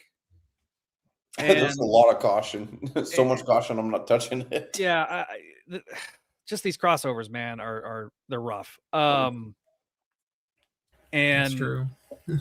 because even like Gang War and some of these other crossovers were rough. They were bumpy, but because it's like we have to do a stupid event every year. Like, I am really looking forward to, genuinely, I'm looking forward to taking my daughter to see this in the theater. Like, I am really looking forward to, getting to watch it as an adult, but also see it through her eyes. I'm looking forward to just being excited about being a Spider-Man fan and just like the good vibes. And then, we'll see what happens on Doomsday. But this will be the first Spider-Man movie Brooklyn and I have seen in theaters. Not Spider-Man related, because we've watched Craven's Last Hunt or Craven movie and Web and Venom 3. But God. This would be like the actual first. This might be the first Marvel movie I watched with Brooklyn that might not suck. Dude, I have still not watched Kraven the Hunter. So bad. I have still not watched. What was the other one I've not watched? I have not watched the other two Venom movies. I've still not seen. Partly because I can't. It'd be different if I could stream them, but I can't stream them. So it's like, give me streaming options, and then I'll watch them. Buddy, the same links. Never mind. We'll talk about this off chat. Yeah, we'll talk about that off air. Yeah. But ladies and gentlemen, if you're still on the show, I do appreciate everybody watching, like Javi and Ashley and Justin, and Vinkman, if he's still awake. I know grumpy old man left. We had a boatload of comments. Ashley says she's excited to see the characters making cameos in the mystery aspect of it all. Glad it wasn't all tossed in the trailer with no surprise. 100%. 100%. You're always invited to give your perspective, Ashley. So when we do our big giant ass review, you can make this not a sausage fest. Exactly. So if you like what you saw tonight, if this is your first episode and you want to help support the channel, you can support us over at Patreon, patreon.com/Spideydude. You can become a sensational tier with $5 and up. You get audio and visual shout outs each and every episode. You got Allison, Cindy, Casey, Doug, Ed, Eric, Georgia, Greg, Janelle, Jessica, Joyce, Catherine, Kale, Laura Howard, Lump Moose, Master Drammond, Phoenician, RJ, Vanessa, Vicky, David, and Ian. Thank you guys for your support over on the Patreon page, patreon.com/Spideydude Network. We also have our spectacular tier, Tara and Ryan. And we have our VIPs, Vinkman, Walter, and Lord Eric. Thank you guys for being supporters of our channel. And then if you see our friendly neighborhood tier, they will get the audio only shoutouts at the beginning of this episode on the audio editions. If you would, please follow us on the socials. We have our Twitter at Spidey Radio, at Spidey-Dude Network on Facebook, Instagram, and I think Threads. We have our voicemail line, which I did not check, which is fine. I'll check it for next episode. 818-925-6631. That is the voicemail line for all of the shows on the Spidey Radio Network. At Spidey Radio Network on YouTube if you're listening to the audio editions. And of course, you can check out all of our great shows over on the Spidey Radio Network, like Make My Mayday, the show all about Spider-Girl and her world. If you're a Patreon subscriber, you get access to Books of X, the video versions of Voices from the Eerie, but audio editions are available on all podcasting platforms. We have our show that started it all, Clone Saga Chronicles. Spectacular Radio, also part of the Spidey-Dude Vault series. We got Amazing Spider-Man Classics with Javi and Jack. And then we've got about to join the Spidey-Dude Vault, the Sal Buscema era podcast, all about the late, great Sal Buscema's seminal work on Spectacular Spider-Man. If you want to listen to various people talk about that particular era of Spider-Man's run, I highly encourage you to check that out. So thanks again for watching. If you're watching us live, if you're watching us after the fact, thank you also for watching. We will talk to you guys very soon, and we'll see you around.